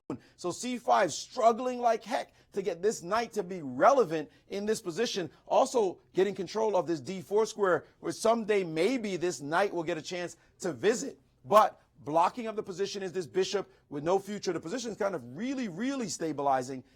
But here, going back to the point you had made, Yaz, could he have just gone after this? Well, White had a little something waiting for him. King to h2 was possible. And if you had taken this pawn, suddenly you've released everything. And this is the position White would like to see check. And the king, you could go to f7, but this is the move being suggested by the engine. And if now rook to g4, and now you realize why it is that you wanted this pawn on this file, because if you dare trade in this position, after queen takes, your king's just going to get shredded. A rook's going to show up on the h1 square eventually, and these pieces are very happy to attack, while Black's pieces won't be able to defend nearly as easily. So we should run through that line just a little bit to show you what we mean. In this position here, check, and now king moves. And you can't play this move trying to connect your rooks, unfortunately, because of, boom, that tactic, and you start crying. So this position, not feasible. Other lines unclear as well. This is going to be something. You're right, Yaz. A couple of days for us to comprehend exactly what took place just in the first 26 moves of this game so far. An amazing, amazing game. So now the move c5 was played going back to, after Castles, c5 was played. And we're looking at this position, trying to understand it. It seems like this allows a protected pass pawn permanently in the position. Just as I dropped it on the board, I see it register on the monitor. Fabiano has played this move. So now he's got the pass pawn. That's not going to change. He's got this light square bishop. Boy, if he could circulate it to d5, he'd be a very happy person. He's got a protected king if he gets his king out the way and his rook's over to attack on the file. When I'm looking at this position, Jens, I can't find anything that I'm happy about for Black. And yet the engine's just saying it's only a small edge for White, not huge, at least not yet. But if I just from a human perspective, it seems as though Black's going to have a hard way to go to defend this position. And I'm still trying to get this knight here. I don't see the route. How do you get it here? Knight here doesn't make sense. Maybe through a8 to c7 to e6. Way too long. And even if you get close, this bishop can go here. So that square is not going to be a problem. It just looks like White for choice. Bishop f6 was played in the game. That pawn is not truly hanging if the king moves. So I like White. Maurice, I do too. However, there's one very nice little detail that you showed actually in a particular line with the bishop f6. You showed this detail that Black wanted to play rook a7 and connect his rooks, and then there was that queen takes a7. Well, with the inclusion of the move c5 and b5, well, the difference is that rook a7, the rook a7, the pawn on c5 blocks the diagonal f2, so the rook can go there. So in that line that we were looking at a moment ago, I think it was king h2. First, I could go rook a7 right away, but just to put that line that you featured on our board, there is a difference, and this is not working very well. I do have this move rook a7, and there was no queen a7. We're going to go back after bishop f6, king h2. How about rook a7 here, Jen? And you can see that, pardon me, the rook wants to go across. I'll get it. Hard to draw those arrows at time to h8. And So rook g1. Rook g1, very natural move, of course. The king would slide over into the h-file. If you play a move like rook g4, which looks like supernatural, right? You're defending your pawn, you're ready to double your rooks. Well, guess what? First, I can trade off this rook, and secondly, I can still continue with the thematic idea. So something, the inclusion of c5, b5 may have been beneficial for Magnus. But we have studio guests. That's right. We've got Grandmaster Levon Aronian, the #2 seed in the Sinquefield Cup, and he is with Maurice Ashley about his game today and perhaps a missed opportunity. Thanks, Jen. I am with Grandmaster Levon Aronian. Levon, you played a marvelous game, original ideas with g4 and bishop h3, trading on d7. You had this passed pawn. What happened here? Yeah, I think I was playing probably the best game that I was playing here. And then I just, once I've got the winning position, I just started playing very mediocre moves. I mean, move number 7, I can just play rook d6, which is much stronger. And this was what I originally intended to do. And then I thought, all right, I'll just play e5. It's easier. I don't know. There is something wrong with me in this tournament. And So you didn't miss this move at rook e1, rook takes no, a7? I did miss that as well. But the position, I mean, I was planning to get this position, and I thought, I mean, if I don't have rook e1, then there is nothing much here. Right, it wasn't easy to get this blockade, lift the blockade. Sure, but the whole point of this was the rook e1, and then I just blundered. He can take on his own. That's ridiculous, of course. Yeah, sometimes the machine doesn't work for some reason. Yeah, this is one of these cases.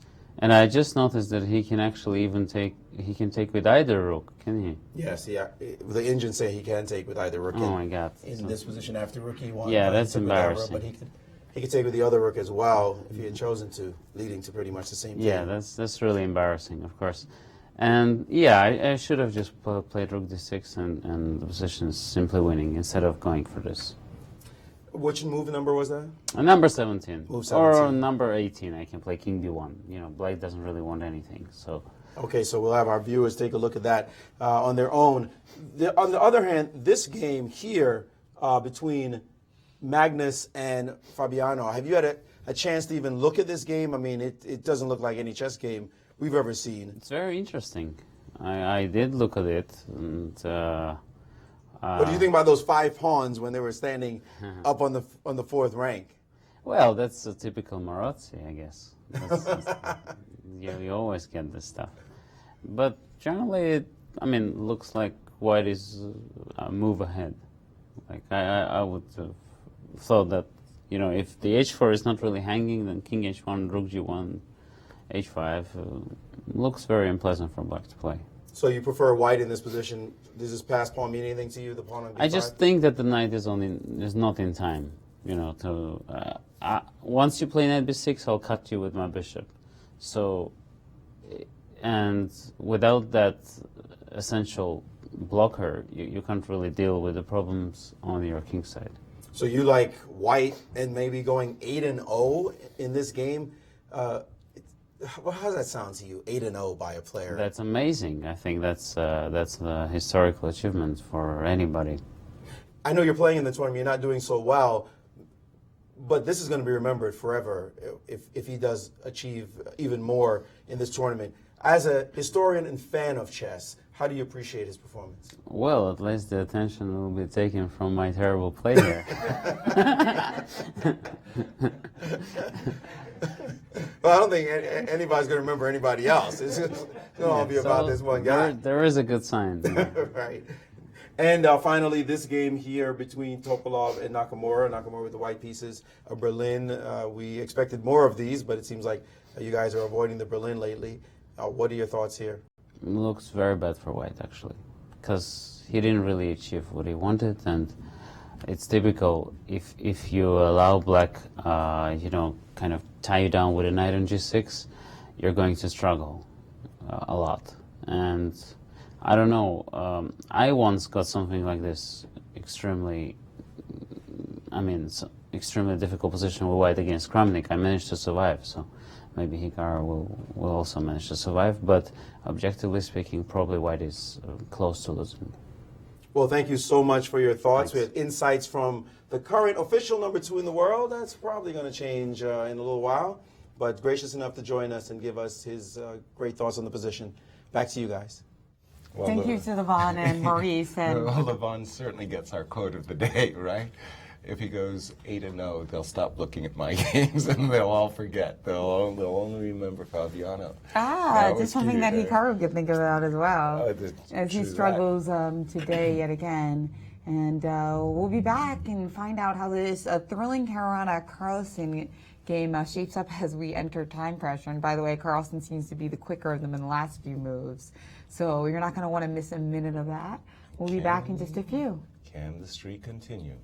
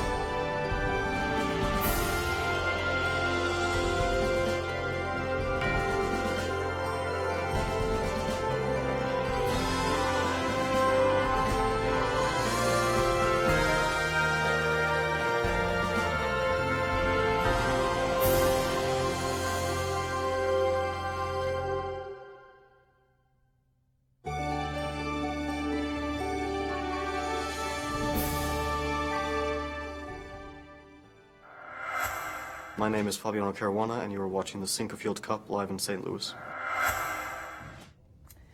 Hello and welcome back to the 2014 Sinquefield Cup. We've got a great crowd here at the St. Louis Chess Club as the weekend approaches. People coming in from out of town to witness this historic event, kids getting out of school. And let's take a look at our view at Leicester's, where we have Grandmasters. Actually, it looks like we've got Grandmasters Varuja Jacobian and Ian Rogers in Leicester's, unless this is the World Chess Hall of Fame. Nice. So a little bit of a switch up today. Perhaps both teams taking a try at the different location. Usually Ian and Var are over at the Hall of Fame, and Ben and Alejandro are at Leicester's. But the point is, 4 amazing Grandmasters, all with their different kind of insights into the game and sense of humor. And I think that's fantastic, not only just for the live audience, but most especially for the members here at the St. Louis Chess Club. They get to see the different approaches that Grandmasters take in their games. But again, I got to bring back the attention, all eyes focus on the streak. And what is Fabiano Caruana doing? After the move Bishop F6, you played King H1 to get King H1, basically challenging Black. If he wants to take this pawn, go for it. The rook would come over, and bad things are going to happen on the H file. Both players made the decision to put their kings on the H file. Well, getting them away from the open file. Exactly. So this is the current position we have on the board. So we're going to get right back to this. Sorry. But we did see some strong defensive skills by Maxime Vachier-Lagrave. Yes. And Maurice is going to show us some of his attacking skills. And he's got plenty of those. In this position, down a piece, he actually sacrificed a piece on the last move. He decided to play the move Queen H5. I'm sure you guys found this attacking move really the only attacking move in the position for Black. And after Queen to H5, this is obviously a mate threat. And Rook to B1. Best was Rook to D1, but this was the sequence you had to calculate. When you got here, you said, well, how do I do this? Well, the key move here is the beautiful blocking move, Knight to E5. The point here is that if you now save your bishop with bishop takes on E5, you're going to get mated after bishop to H3. A beautiful move in the position. Obviously, bishop takes bishop is not possible because of queen to H1 mate, and the bishop is under attack. There's no way to defend that. And you could say, well, how's it mate? Maybe I can run. No, the story is, no, you can't. Because after this, or if you had put it on E1, of course, you would have gotten mated sooner. Now bishop check, and the mate follows. So a powerful sequence to play this move, knight to E5. This was the move you had to find in the attack. Black suffered a couple more moves. He played G4, and this beautiful move, knight to F3, E took on F3, and pawn takes. And now the position is just over after another fantastic move. Bishop takes G4. Obviously, you can't take here because of mate, and the same variations start to pop up again. Bishop to G2. In this line, actually, it's a lot easier for us to just wipe you off the board with this sequence. So his opponent, instead of being mated, resigned. Fantastic attacking game by Maxime Vachier-Lagrave, and now we understand, or it's just one of the reasons, many reasons, why he's in the top 10 on the planet. Guys? Thank you, Maurice. And meanwhile, we've got some trades on the board in the Fabiano Caruana Magnus Carlsen game. Oh, you wanted to switch over to Naka? No. Doesn't look like Nakamura's position is very good at all, by the way. We will get back to that. I was just going back and forth and seeing all the action as it's unfolding. When we have left it, this move, Bishop F6, was played. King H1. Knight B6. This knight. Yeah, we showed these moves. Yeah. Yeah, the knight wasn't doing anything on A4. It gets back into the game, blockading the B pawn and attacking the pawn on C4. Well, Fabiano said, "Please, I'll be happy to trade that weak pawn on the C4 square for that very important pawn on D6." Since knight C4 is not possible yet because of queen D5 check. Precisely. So let me just put that on H8. the board. Double attack, pick up the knight. Thank you very much. So King H8, so that Magnus would have knight takes C4 at the end of the sequence. And we have seen take, and knight takes c4, and I believe we're up to date with the players. Yeah, we are No, up we to have date. So one- queen's off the board. One more move by Fabiano. Fabiano naturally his rook is under attack, so he dropped his rook back to the d5 square, and he's saying, hey, look, I've got a pawn over here that I can capture, and don't forget I've got a passed pawn in the position as well. So I think we're up to date now. Was that the last move? Yes, it was. Yeah, that's right. So advantage to Fabiano in this position, which has settled down a little bit with queens coming off, and Fabiano having a strategic advantage of the two bishops, and also looking like he might just go up a pawn. Well, I'm thinking that the game may go into a bishops of opposite color, where actually Magnus is a pawn behind. Remember, he had a bishops of opposite color against MVL where he was a pawn ahead and couldn't win the game. After this, he's going to be a pawn behind, but for the moment, this pawn on e3 is still on the board. Probably some sharp, well, I don't know. Is this sharp or not? I'm sorry, I'm just oscillating between rook takes c5 and a move like h5, and I'm just thinking after bishop takes, the crazy variations running through my mind like this, where I'm trying to maintain this pawn on e3. That's my source of counterplay. Of course, I'm worried about these two pawns going up the board. So sharp, Maurice, has Fabiano's advantage increased or decreased? The engines are saying that this position is very close, a slight edge for white, but nothing so dramatic as to be able to win the game. The reason why it's this move you mentioned, Yas, the move knight to e3, takes, and now bishop to e2 is what the engines want to play here and allow this position to occur, which to my eyes look like absolutely nothing. This should be best play, bishop of opposite colors, but this pawn is easily corralled by this dark square bishop. The king will come into the game.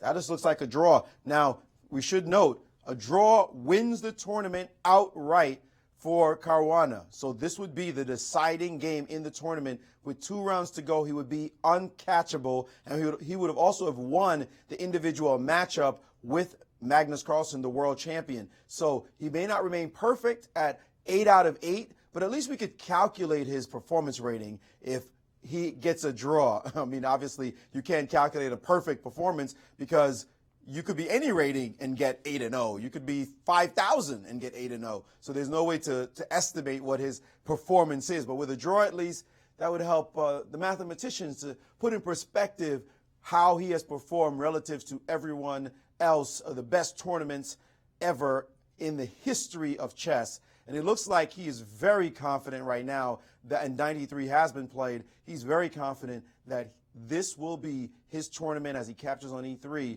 It looks like there's no losing chances whatsoever, and Caruana is going to be the winner of this tournament. Well, for sure. I didn't think that was in doubt. But do you really deserve it? I mean, do you think he really... I really do. I really do. I remember a dinner conversation I had with a very animated Miguel Najdorf. And Miguel Najdorf was explaining to me about style in chess.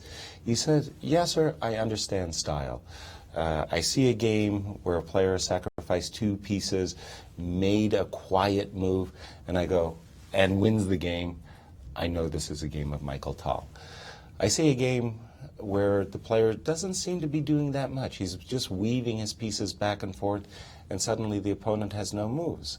And this is Tigran Petrosian. But I look at the games of Bobby Fischer, and I see no style, said Miguel to me. What I see is just perfect play, and perfection has no style. What I'm seeing here in Fabiano's play is not something that's Karpovian or Kasparovian or Michael Tal-like. Rather, he's just playing all of the positions exceptionally well. And this is just to be applauded. I mean, so perfect Mr. Perfect, play. correct in more than one way. We've been talking about him as Mr. Perfect for, what, 6 days now? Yeah. 5 days? And perfection has no style.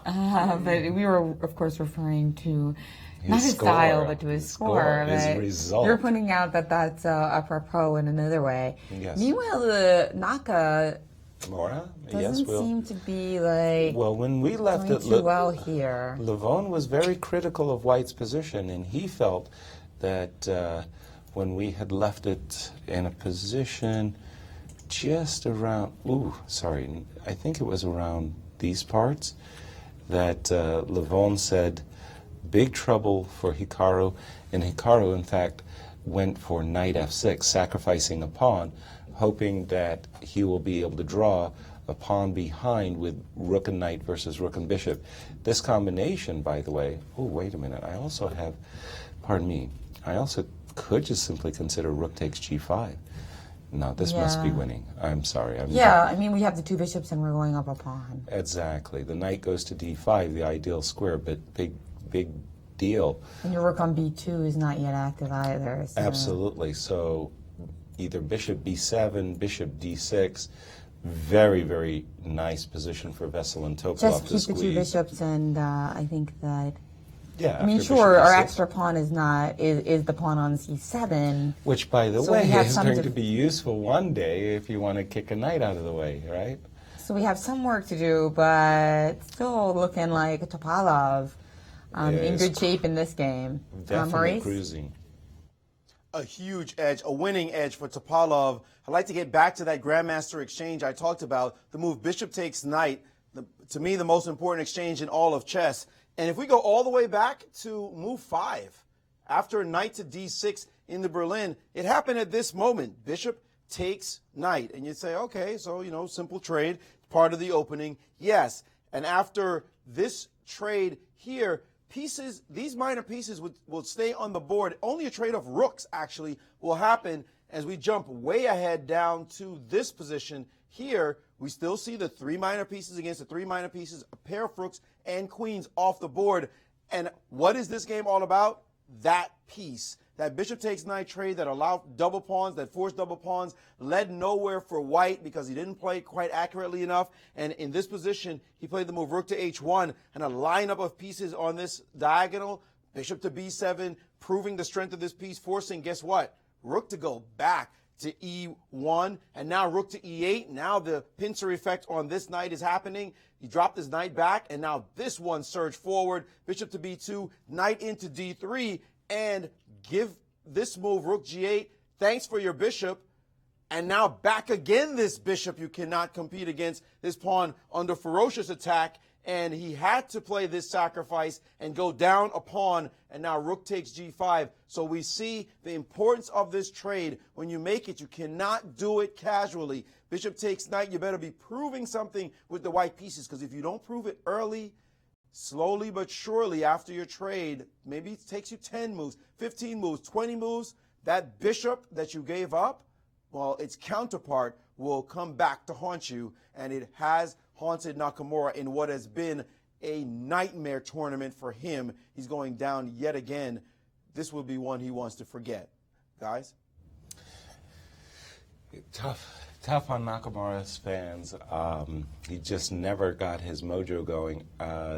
Just managing some draws and this, I don't even know how to describe it, a horrible performance against Magnus, where literally is black. I think he was lost within the first dozen moves. Having a bad showing today as well.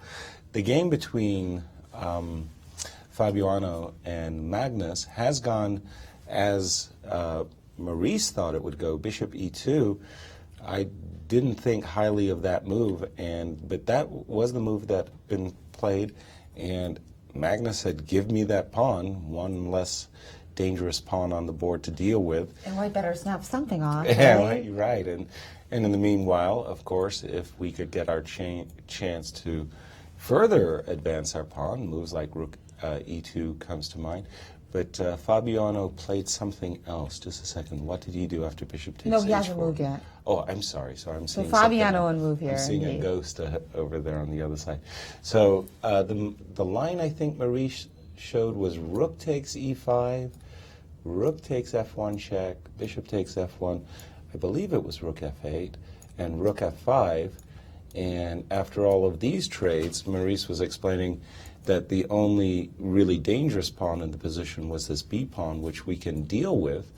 by putting our dark squared bishop back here. But in the meanwhile, after, for example, king g7, king f6, b7, I've probably played it wrong. I apologize. I just wanted to point out what I thought would be going on, is black would be able to round up this f5 pawn and achieve a drawn bishops of opposite color ending. Now, So instead, white has plugged the f file with his kind of like slightly hard to spot move, rook to f5. At what moment? Right now. Right now. Of all the Immediately. things you could play, right? You look at Immediately. rook c5, you look at Rook rook F5. e5, and rook Okay. f5. Not coming to mind as quickly. Yes, it's just a direct threat, And so and we can hoping imagine- that. Oops, sorry. Hoping that. Yeah, hoping that if the capture on f5, that Right. this improves white's chances here. Okay, and let's see if that's true. First of all, this is a very dangerous breakaway pawn. That's the one that we need to deal with. Well, the one idea of the is that- things that. Oh, sorry. I I'm just want. Yeah, go ahead. I was just going to say that one of the things that we've mentioned time and time again, that rooks belong behind passed pawns. So one of the first moves I would consider if I was in black shoes would be a move like rook a4, so I could get behind this And extremely also getting important. active with rook b1 and rook Precisely, b2. and to activate the rook at the same time. So I'm not saying rook a4 is the best move, but that's certainly one of the first moves that come to That my comes to mind because that's kind of the idea of rook f5, right? That we were trying, in those other variations you were showing, all the rooks were coming off the board and it was Right. too drawish. So Fabi, with his beautifully placed rook on d5. Right, is ready to pick up a pawn and keep a rooks and try to nurse his passed pawn to glory. So, And rook takes f5 has been played. So we saw and now the we're trade. expecting pawn takes run. Very clever, recapturing a rook. And so, again, choices for black, king g7, king f6 look very natural. It's just that the one pawn that I really fear is this b pawn, and so I would want to deal with it quickly with this move. Now, of course, you could start capturing pawns as white, and probably you should. Rook takes, but then if I can trade out, ooh, wait a minute, rook h3. Better be And then careful. you would have to sacrifice your pawn. Yeah, which better wasn't be what you had in careful. mind. Yeah, I wanted to use my c5 pawn as a decoy, but no, I can't do that. So Well, it looks like Magnus just played a move, so we'll find let's that see out what soon. happened. Rook takes f5, e takes f5, And the rook move- d8 was played. Rook d8. Same nice idea, much better idea. Safer idea, I guess, is because now if you try to take this pawn on e5, I'm much faster with rook d2. So let me just show that thanks to this attack, I can grab this guy and get behind as well. Right, well, I guess we could at least try. So after rook takes e5, rook e2. Yes. Oh, no, e. I said e isn't. Oh, I guess it doesn't. I don't know if it matters. Edgar 5? I said Edgar, yeah. Okay. But I'm not sure how much it matters. So, Okay, so and now down we if go. I play, let's see, if I play b6, rook e2. Ooh. b6, rook e2, b7. Yeah. I get back in time, I'm afraid. You do win my rook, but I think I win it right back thanks to the bishop on h4 being... That's the problem, right? We need to, and I think that the variation would be rather similar if we went the other way and took on c5. Mm-hmm. Yeah. So, okay, Magnus trying to activate his rook with this move rook d8.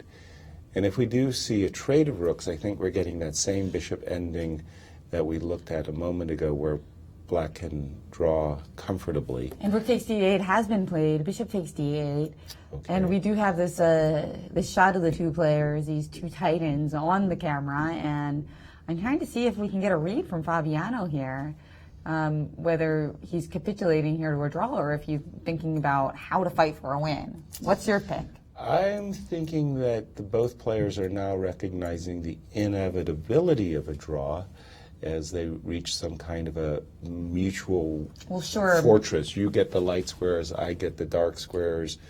We're going to have a handshake. For example... Well, they're playing very rapidly, so that would support your conclusion. Usually, if the result is in question, the two times we've seen players be really fast in this tournament is when it's an obvious draw, or you're totally lost, like MVL when he was making those moves against Fabiano at the end. Like, where he was a rook down, he was a and queen down, A5 and so forth. He's just playing instantly. Right, so, right. On inertia. Yeah, but at least not wasting his opponent's time because he was making the move so quickly. Right. And we're starting to see that here too. So are we going to see an end to Fabiano's historic feat here, which would give him another historic accomplishment, though? He will become the Sinquefield Cup champion in 2014. Well, yes, and first of all, whenever I enter a tournament, my number one priority was winning the event, and anything that came in addition to that, well, that was just gravy. But I do think the players are going for a draw. Maurice, can you confirm that the engines don't see anything? I don't think we need engines for this one, Yaz. This is obviously a draw, but I'm laughing at your statement, Jen. The end to his historic run. 7.5 out of 8. Oh, man. An underachiever. Like, whoa. Especially a draw against the #1 player in the world. I mean, come on. He's still an historic run. 7.5 out of 8 is unbelievable. Of course, we would love to see 8-0, but the guy's going to win the tournament in just a second. We're seeing that happen quite quickly as they make moves. Magnus now getting up. I mean, he might as well just come and sit down, dude. The guy's going to give you a draw, and you'll have to concede that he is indeed the champion of the event, having won most of the matchups so far. He's like looking around saying, Magnus, come on. Come back so we can finish this. This is like just a few moves that need to be made here. So to me, it's a historic run. It continues. The big question, though, and this happened to me when I achieved my final Grandmaster norm. I did it with a round to spare in a tournament. I was thrilled. I was happy, man. I went home. I was dancing, calling up all my peeps. It was like, yes. But I still had a round to play. And to play that last round, it was like, why am I playing this? I'm already a Grandmaster. I don't need this round. And I ended up playing and losing the last game. Now, it didn't matter in the long run, but it's very hard to focus once you've achieved what you thought was the goal you were after in the first place. So the question will be, this is a small nick on history, 7.5 out of 8. Very small nick as far as I'm concerned.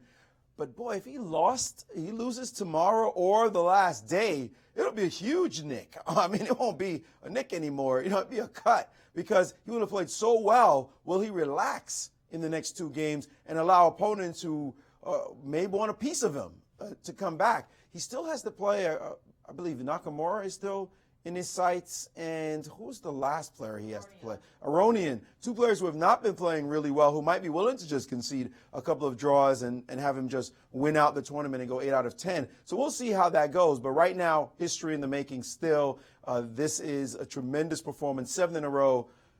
He's kept us fans who know a bit about history quite entertained, and it looks like the game.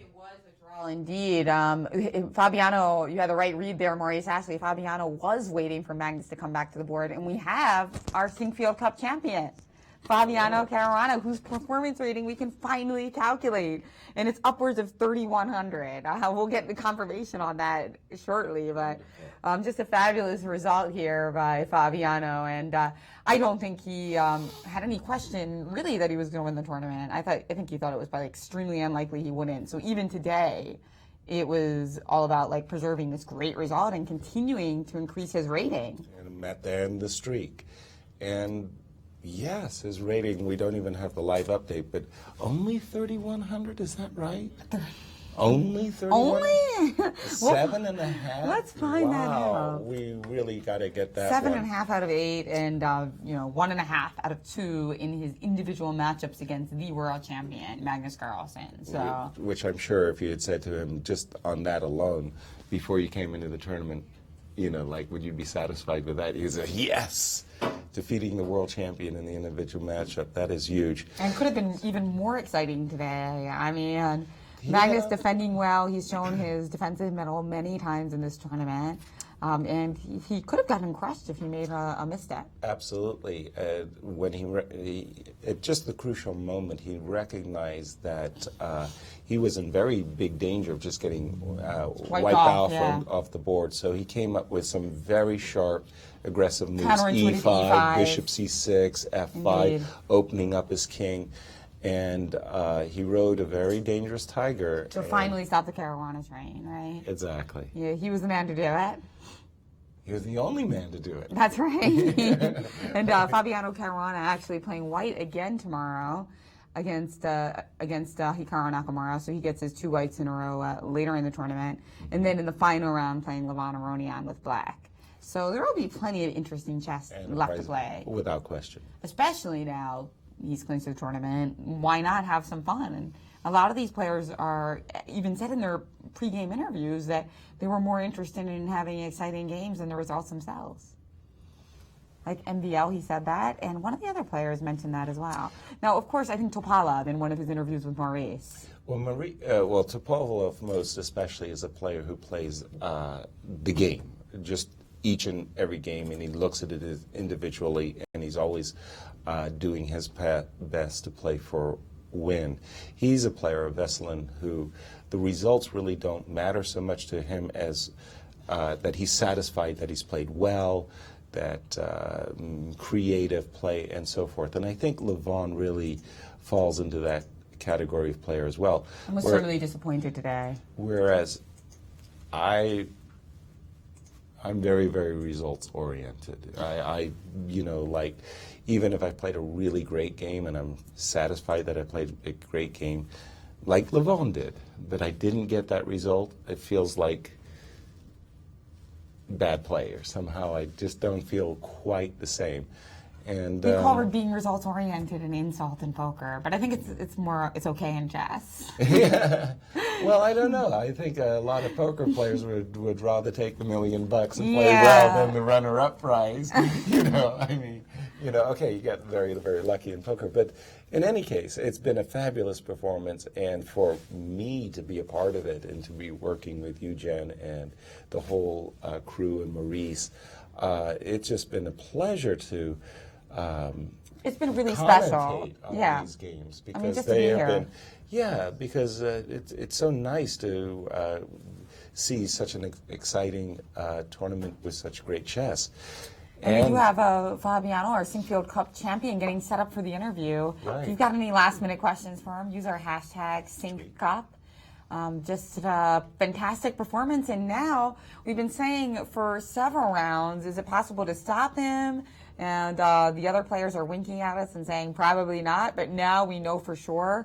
Grandmaster Fabiano Caruana, now number 2 in the world, has also won the Sinquefield Cup and the $100,000 grand prize. Congratulations. He is with Maurice Ashley. We are with the Sinquefield Cup champion for 2014, Grandmaster Fabiano Caruana. First of all, a hearty congratulations on the spectacular performance. Thank you. Now, today we thought maybe, you'd go for the streak or maybe a quiet draw. When you came in, and in this moment, well, we'll get to it in a moment in the game, what was your thoughts coming in? You had to play against Magnus. You guys have played many times before, and this critical matchup for you that would win you the tournament.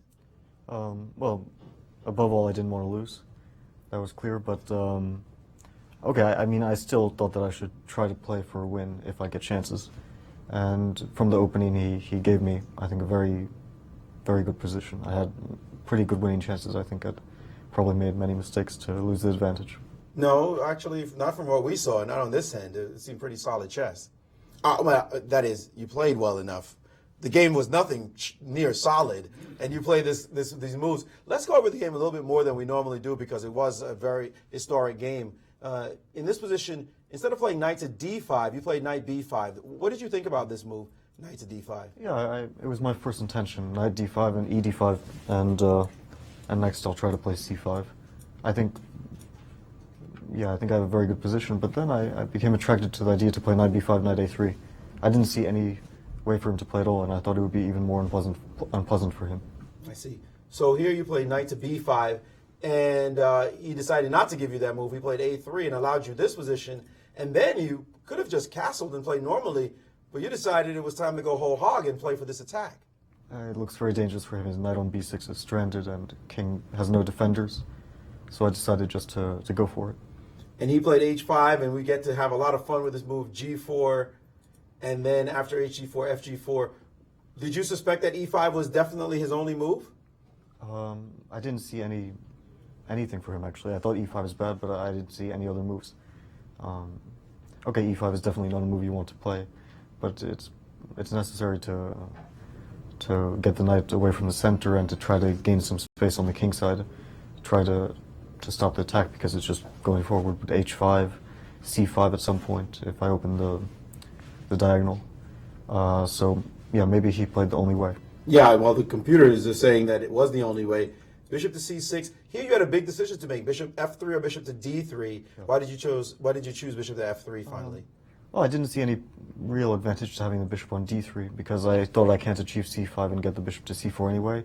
And with the bishop on f3, if he takes on e4 at some point, I'll have maybe bishop g4, I thought. In any case, it looked better, and maybe I can keep some pressure on d6 as well. So you put the bishop there. He did lash out with f5. We saw this trade, and he played knight to a5. Did you consider the exchange sacrifice here that he could take with the rook on a5? What did you think about that position? Did, but I thought my position's pretty safe. Take knight a4. I can just let him take on e4 at some point and move my bishop. Let's take those moves. Takes, knight a4. Yeah, I thought maybe h5 or queen g2 I was thinking about as well, which is interesting. And you weren't worried about the position? I thought that I'm definitely better. Okay, so back here, after knight to a5, he locked the position down. If anything, after these couple of moves, knight a4, knight takes c6, b takes c6, we see here the computers criticize castles as not the best move. That maybe you should stay in the middle, play rook g1, and play that position. I was worried that after knight b2, it's better to get my king on h2 quickly and try to double the rooks. I didn't want to play king e2 so much, and I wanted to get both rooks on the king side as soon as possible.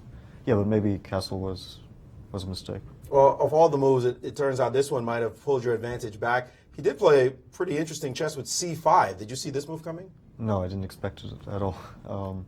Okay, it's interesting because he gets the b6 square for the knight after I play b5, and he also has the option to play rook a7 now that the diagonal is closed. So it's playable, but of course, I mean, structurally, the b5 pawn is very nice to have, especially in endgames. Right, and then it just took a few moves, and suddenly we had this endgame that you talked about, an endgame after rook maybe d1. Rook cd1 was a mistake. I have a feeling that there was a better move here. Maybe rook fd1. Well, the engines give rook cd1 or rook fd1. Now that you said it, they are giving rook fd1 as a better move, but they're switching back and forth, rook c1, rook cd1 or rook fd1, and it looks like they're pretty much the same idea. But the endgame that you got, after this endgame, it seemed like there was nothing to play for. After rook takes, knight takes on c4, knight e3, it looks like it's optically going to be a draw. Yeah, okay, I'm a bit better, I think. I mean, I have this b pawn, which is very strong, but objectively speaking, probably he should make a draw. But of course, I could have done better than what I did, which was basically just give it to him for free. Were you disappointed when you saw the draw coming, or did you think, I'm getting a draw and winning the tournament? Well, I'm not really disappointed. I mean, I thought I had much more chances in the middle game, but at least I see that there was no clear win, which isn't so bad. And yeah, the result is anyway pretty good. Yeah, Jen made a point, the streak stopped, history, we were looking at history, no more history. I called you an underachiever. Of course, we're being facetious. Put in perspective now that you have 7.5, you've won the tournament. What does it feel like to you? Well, so far it's definitely by far my best performance I've ever made. I think anybody's best performance at the moment. Yeah, maybe that's debatable, but okay, it depends on the last two games. If I can do well in the last two games, then yeah, it's been a great tournament for me. Tell us about these last two games. I mentioned a story about getting my final Grandmaster norm around early and being really mentally unable to play the last game. I was so happy from getting the title, and it was like, so what? How are you going to handle these next two games now that you've just won the tournament? It's over, 2 rounds to spare, this kind of tournament. What do you do for the next 2 games? I won the tournament, but it's still not over, and it's important to end on a high note. And yeah, I'll take them very seriously, and I'll try to do my best. I'll just try to play the way I've been playing, which so far has worked out. Well, kudos for some really fantastic plays so far. It has worked out. You You have understatements, and understatement is understatement. I think it's worked out fairly well, guys. Well, congratulations on being the champion of the tournament. Good luck in the rest of the game. Don't underachieve so much anymore, please. Fabiano Caruana, after clinching the tournament with a draw against the world champion, raising his rating even a little bit more, percentage points. Fantastic performance. We're seeing here history still in the making. Guys? Fabiano, I also have to just say hearty congratulations. A marvelous, marvelous achievement. Great that you've won the tournament. And in my book, he's going to go down as a decent player. How about you, Jen? Or normal. And, you know, also a poetic finish to this tournament because he won the Sinquefield Cup by beating last year's Sinquefield champion. Not just the world champion, but also the champion of the 2013 Sinquefield Cup. Exactly. He did it over the board, and that's the way we like it. In the game between Veselin Topalov and Hikaru Nakamura, Hikaru's still struggling mightily. Well, he didn't resign. But he has gotten himself into a rook ending where he's only a pawn down. So he's improved his chances of drawing, even though black has everything to play for it, simply king f6, e5. You would think that black should be able to win it, but rook endings have these tricky moments where the defender has more resources than you would anticipate. That's right. So black should win this, but maybe not so soon. We might stick around for a while, and we do have world champion Magnus Carlsen, yes, who stopped Caruana's streak today with a very exciting draw and some fine defensive ideas, and he's with Grandmaster Maurice Ashley. Thanks, Jen. I'm with world number one, Magnus Carlsen. Magnus, the tournament is over now. What's your perspective on this result now that it has ended? I think my play hasn't been that great, but at least result-wise I've recovered reasonably well after my loss in round 3. But I mean, obviously, when Fabiano's playing as well as he is, there's nothing to do about that. So I can only say well done, and I hope he goes for it in the last 2 rounds as well to make it something really special. Very gracious of you. This game was wild, to say the least. I mean, we were having fun analyzing it. Were you having fun playing it? Well, I think he was having more fun than I was. I did something a little unusual in the opening. I think Queen A5 is the decent move there with... there meaning where? Instead of A5 with, just a very, very slightly worse position. But I suddenly saw this idea of A5 and then A4. And I thought, well, why not? I thought it would make the game interesting, but unfortunately it made it probably more interesting for him. I sort of underestimated his H4 idea. I thought when he plays H4 and G4 he needs to play for mate, which he certainly doesn't because positionally he's doing quite well. So at first I was happy to get in this bishop C6 and then F5, but I think with the 2 bishops and my relatively weak king and some weak pawns, although I mean I do have some counter chances, he's doing very well, and probably he could just have won with at this point when I played knight to b6, which I actually thought was quite clever, I thought I forced him to play rook d1 the way he played, and then we get this ending which should be very drawish, but it turned out he can play the other rook, and I intended to capture the pawn on h4, but the computer just told me that that's mate, so... Well, it turns out you don't have to capture an h4, and it's a good position for him, but not totally winning for him according to the computer. Maybe it's a different computer that you're looking at, different engine. But were you really worried at one point when you saw this position that maybe you were going to lose again, and this guy's streak would continue? I didn't think so much about the result, but I was indeed worried about my position. there are a lot of things that can go wrong for black there. So, but at the same time, I always have some kind of counter chances. Position is non-standard, and I guess he did keep it in the back of his mind that a draw is not such a bad result after all. And I guess with some slight time trouble, he thought it was fine to bail out. So every tournament you go in, you play to win. You're thinking about first place all the time. Now there's no more first place. It's 2 rounds to go. How do you go into your next 2 games? I just want to finish with a good result. I mean, if I can play 2 good games, maybe win one of them, then it would not be a plus result, but it would be a very decent result, and a sure second place. Although I don't care that much about it, it's still nice. And again, in basically my last 20 tournaments, with 1 or 2 exceptions, I've scored either +3 or +2. So if I do score +2 and that's not enough to win, then that's all right. And some tournaments +2 will do it, but this guy has changed those rules. Yeah. No. As I said, it's an amazing result. Even if he doesn't turn up for the last 2 games, it would be one of the great results of our time. And if he finishes in style, it will be one of the great results ever. He's the talk of the chess world right now with this performance. Clearly, he deserves to be talked about.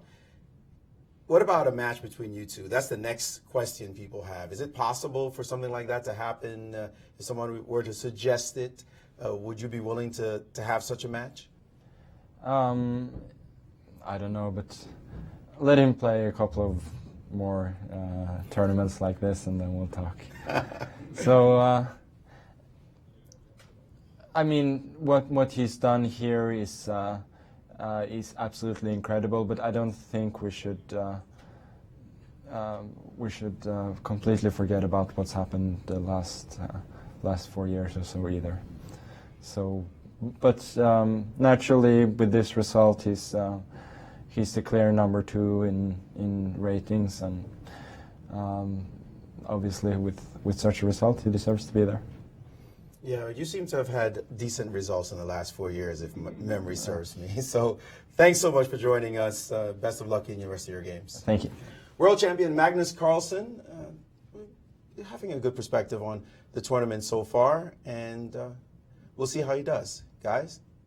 Well, we've got 2 exciting rounds still to be had. Lots to be played for, including, crucially, rating points, as we see Fabiano has picked up an amazing amount of rating points in this event. And what is the current up-to-date rating performance, TPRs and live ratings, Jen? Oh, I think TPR, I think we were saying about 3150 for Fabiano. 3150, that's... And of course the congratulations are rolling in for Fabiano. One funny one is from Grandmaster Jan Gustafsson, who says, "Congratulations to Fabiano Caruana for winning the Sinquefield Cup. Oh, and for the best tournament run ever and the 3rd highest live rating ever." The 3rd highest rating, wow. So just kind of almost like an understatement to congratulate him on winning the tournament, because he did it in some fantastic style, +7. As Carlsen mentioned himself, he was like, oh, +2 or +3. That should normally be in the neighborhood of winning clear first. At this level, yes, absolutely. So +7 is ridiculous. That's just completely off the charts. Speaking of tweets, we also have a nice one about Magnus and the Norwegian press, of course. That was Magnus good. I like Carlsen that. being an absolute hero. Right. In Norway, they like to put a positive spin here, as our friend Tarjei Svensson. It's always got great tweets for us. Obviously, the headline in Norwegian media now is Carlsen stopped Caruana's winning streak, focusing on the world #1 and not the champion or the star of this event. Exactly. But that is a great headline, you got to admit. There's always a way to spin, right? Right. And that was a goody-goody. And I think Maurice had a thought that he wanted to share about this history, which is going down in St. Louis, as acknowledged by Magnus too. Caruana doesn't have to show up, but if he does, it could be one of the greatest tournament runs ever. Well, I think he has to show up. I think if he were to lose a game, it would really taint this result. Even though clearly it's still a fantastic result, but to lose a game in one of the next 2 rounds, it would just leave a bitter taste in his mouth, I'm sure, and everybody else's, because he's just having such a magnificent performance. He would just crash to earth. So I think it's very important that he shows up for the next 2 games and does not lose either game. Now, if he wins one of the 2, or, wins both, now that would be electrifying yet again. But a loss, no, he has to show up and make sure he does not lose his focus and probably win one more game. I think 8 out of 10, with 8 wins and 2 draws, then we can comfortably put him in the pantheon of all the greatest performances of all time. He's already done so, but not with a loss. So let's be careful in the next 2 rounds to watch to see how he does against the 2 tail enders in the tournament, quite frankly, that he should do well against. But that would make it even worse if he lost to, let's say, lost to Nakamura or lost to Aronian. That would be ugly. Guys? Thank you, Maurice. So then, of course, absolutely a great finish to an unbelievable start is the way you want to go. Fabiani said it himself that he wants to finish well. It's very important for confidence and so on. I predict 1.5 out of 2.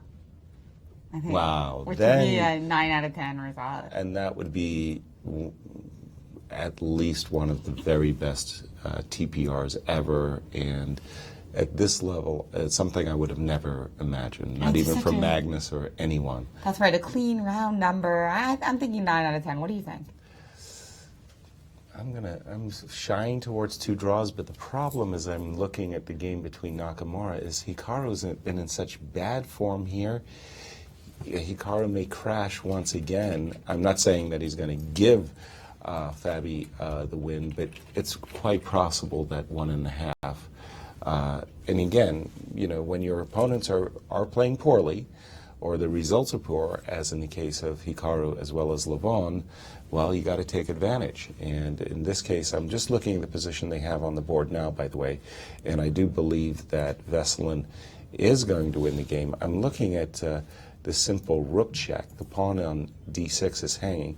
The simple rook check with the idea that if the king goes to e3 to just bring the rook up and you eventually advance with your king over here. Another idea for Vesselin that's also very powerful was this, but then you have to calculate a king and pawn endgame. There's this nice little trick that if you go to c4, I got you with a discover check attacking your rook, and that's winning. So you have to do it in a different way. But I'm thinking that Vesselin is close to wrapping this game up, and that may just put Hikaru in a horrible, horribly foul mood. Again, and it'll make the race for second place actually kind of interesting. I mean, Vesselin and Topalov will have 4 points, and Magnus will have 4.5. So.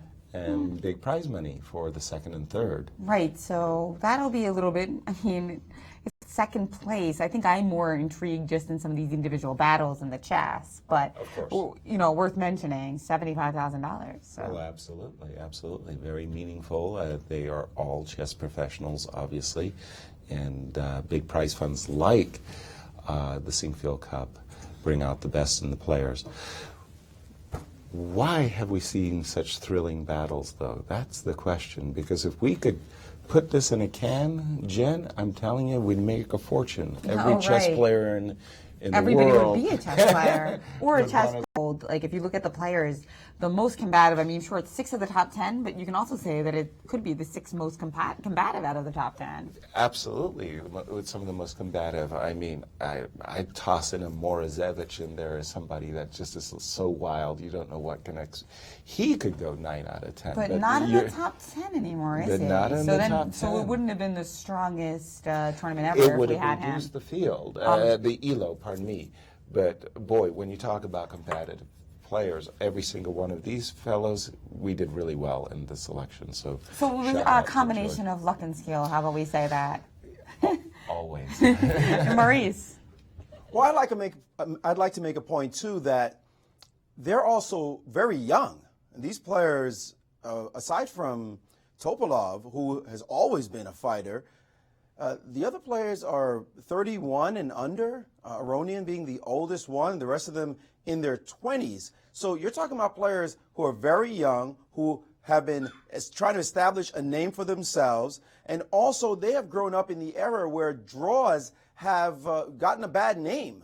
I mean, back in the day, you could make a draw and relax, but now tournament organizers are not accepting the fact that players play for draws, and so they put in rules, whatever rules it may be, whether Bilbao rules or in this case, the sub-30 rule, you got to play more than 30 moves, whatever it takes to make sure games are interesting and at least last a little while. No sponsor wants to put in $315,000 of prize money to watch 2 players shuffle around and make per pet and go watch the tennis matches. No way. So they are told very strictly at the very beginning of the tournament. I know for a fact that Tony Rich, who runs the chess club, he told them very strictly at the beginning of the tournament that there's a 30-move rule, and we as sponsors expect you guys to play. And I think they took that to heart, and more tournaments are doing this, stressing this. Otherwise, why invite these players who would be willing to take easy draws? So we're living in a more combative age of chess, period, with organizers. And I think the organizers are going to look at this tournament and say, well, if I'm going to put up money, then I'm going to have to put in maybe a 35-move rule or something, just to always keep it interesting. But the young players now, they've grown up on that. They realize that draws are just horrible for chess. People don't want to see agreed-on draws very early in competitions. And they've taken it to heart and said, let's just play. And they're happy to just play because they want to win.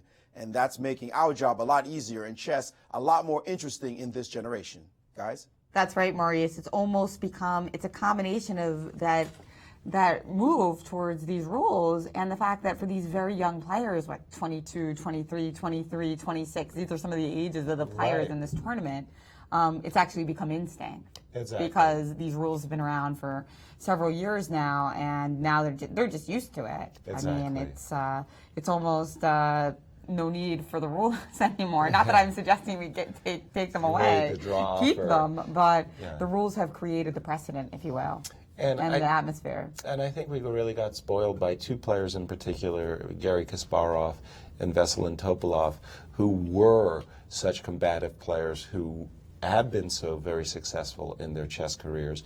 And these young players today are influenced by them. They look around and at each other, whether MVL, Geary, Anish Geary, or any other of the great superstars. They're saying, hey, these are my heroes. I'm going to emulate them. I'm going to play hard for the win just as they do. And so with this new generation of players, it's some of the most exciting generation of chess players I've ever seen. It's just great. It is wonderful, and really an honor to comment on these games. It's wonderful to look at Fabiano Caruana's rating history for this tournament because it's a sea of green. Every single game he gained rating points in. His only draw, of course, was against the only player in the world higher rated than him, Magnus Carlsen, and he even won a rating point in that game. How sweet it is. So narrowing the distance by 2 points. If every game you play, you gain rating points from every game you play. I mean, I don't know. The sky's the limit. There is no ceiling at that point. Yeah, what's his hourly in terms of rating points here in St. Louis? We'll leave that to the statisticians to figure out. He's like gaining like a tenth of a point an hour or something. Right. And again, just to turn to our remaining game, Rook B6 was played by Hikaru Nakamura, and I'm just looking at this very nice and clean way of going after this f2 pawn with king f4, and I'm afraid to say that Hikaru simply will not have resources whatsoever to save the position. I think this last move, rook b6, is intended to play b4, takes, rook takes, oops, just a second, rook takes, and hope against hope that somehow, because the pawns are split, that he can make it difficult for black, but no way. Topalov is not going to let this advantage in this game slip away. Veselin Topalov well on his way to victory here in round 8 for the only decisive game of the round. Even though the 2 draws were most exciting, this will be the only decisive game. Veselin Topalov. That's right. Still the veteran and still winning matches and games. That's right. And do you think Nakamura is going to wait long to resign, or? No, I would be very surprised to see this game going any more than five moves or so. Once that f2 pawn does get captured and black nurses, makes it very clear that he's going to manage to keep both the f5 and the d6 pawn, I think Hikaru is going to give it a rest. That's right. So we're going to see Veselin Topalov creeping up and showing that he's making some success in this tournament as well, even though he's obviously not fighting for first place. We do have a champion. And do keep in mind that his poor start. I mean, you always go through those what-if moments. 0-2 at the start, Jen. 0-2 in the start. Look at how he came back. Who would have thought that? Yeah, good lesson for those of you at home, that even if you start poorly, just I think it's that his passion for chess. You know, even after a poor start, he comes to the board and he's excited to play in round 3, and that's when things started to go right for him. Definitely. And let's take a look at our matchups for tomorrow. So, though we have a champion here at the Sinquefield Cup, we have plenty of exciting chess yet to come. Caruana versus Nakamura. This one is going to be fun for Americans. We've got Italian-American Fabiano Caruana against our homegrown Hikaru Nakamura. Now, Caruana also grew up in America playing chess and then left Italy, where he became a Grandmaster and now a Super Grandmaster. Right. Meanwhile, we have world champion Magnus Carlsen versus Levon Aronian, number 2 coming into the tournament, number 3 going out. Maxime Vachier-Lagrave against Topalov, and we can always predict the thrilling battle between those 2 players. So, final thought from Grandmaster Maurice Ashley on this historic tournament, the 2014 Sinquefield Cup. It's been just incredible. You know, as a young man growing up in Brooklyn, I always idolized the great players. I studied the great names, wanted to be able to play like them, of course, and meet them finally, and to be able to come to the Sinquefield Cup and meet these great players. Actually, I had never met Topalov before or Maxime Vachier-Lagrave, so to meet those 2 players for the first time and then get a chance to talk about these great games, these thrillers. What better job could you have, guys, to be this close to these great performances? We see Fabiano Caruana. You know, I have to claim him because he's straight out of Brooklyn. Also, the Brooklynites do our thing, but he's just done something majestic so far. He still has to close the deal with the next 2 games, so it will still be interesting to watch his finish, the way he finishes, and the games are still going to be exciting because he's going to play against Nakamura, who still wants to win, no question about it. That guy has fire in his belly and will want to win tomorrow, but Caruana will have something to say about that. Numbers 1 and 2 matching up tomorrow as well, and Topalov coming back, looking for second place. There's good money on the line there. So still a thrilling round, 2 thrilling rounds to go here at the Sinquefield Cup. You won't want to miss it. Thank you, Maurice. Thank you, Maurice. And we want to give a shout out to Brian, who celebrated his birthday today. He is a sound man over at Spectrum Studios, and you know it's important that you know all the work that goes behind this. We've got Spectrum Studios, actually that's founded by Randy Sinquefield. Name might sound familiar, and a chess player himself, and of course to Fat Chimp Studios. Absolutely. So if you guys like the show and all the production values and the graphics and everything, you know why and who are responsible for all of that good stuff. That's right. So happy birthday, Brian, and thank you to all from all over the world to listening to us, and don't quit now. The most exciting chess might be yet to come here at the 2014 Sinquefield Cup in St. Louis, the capital of chess in America.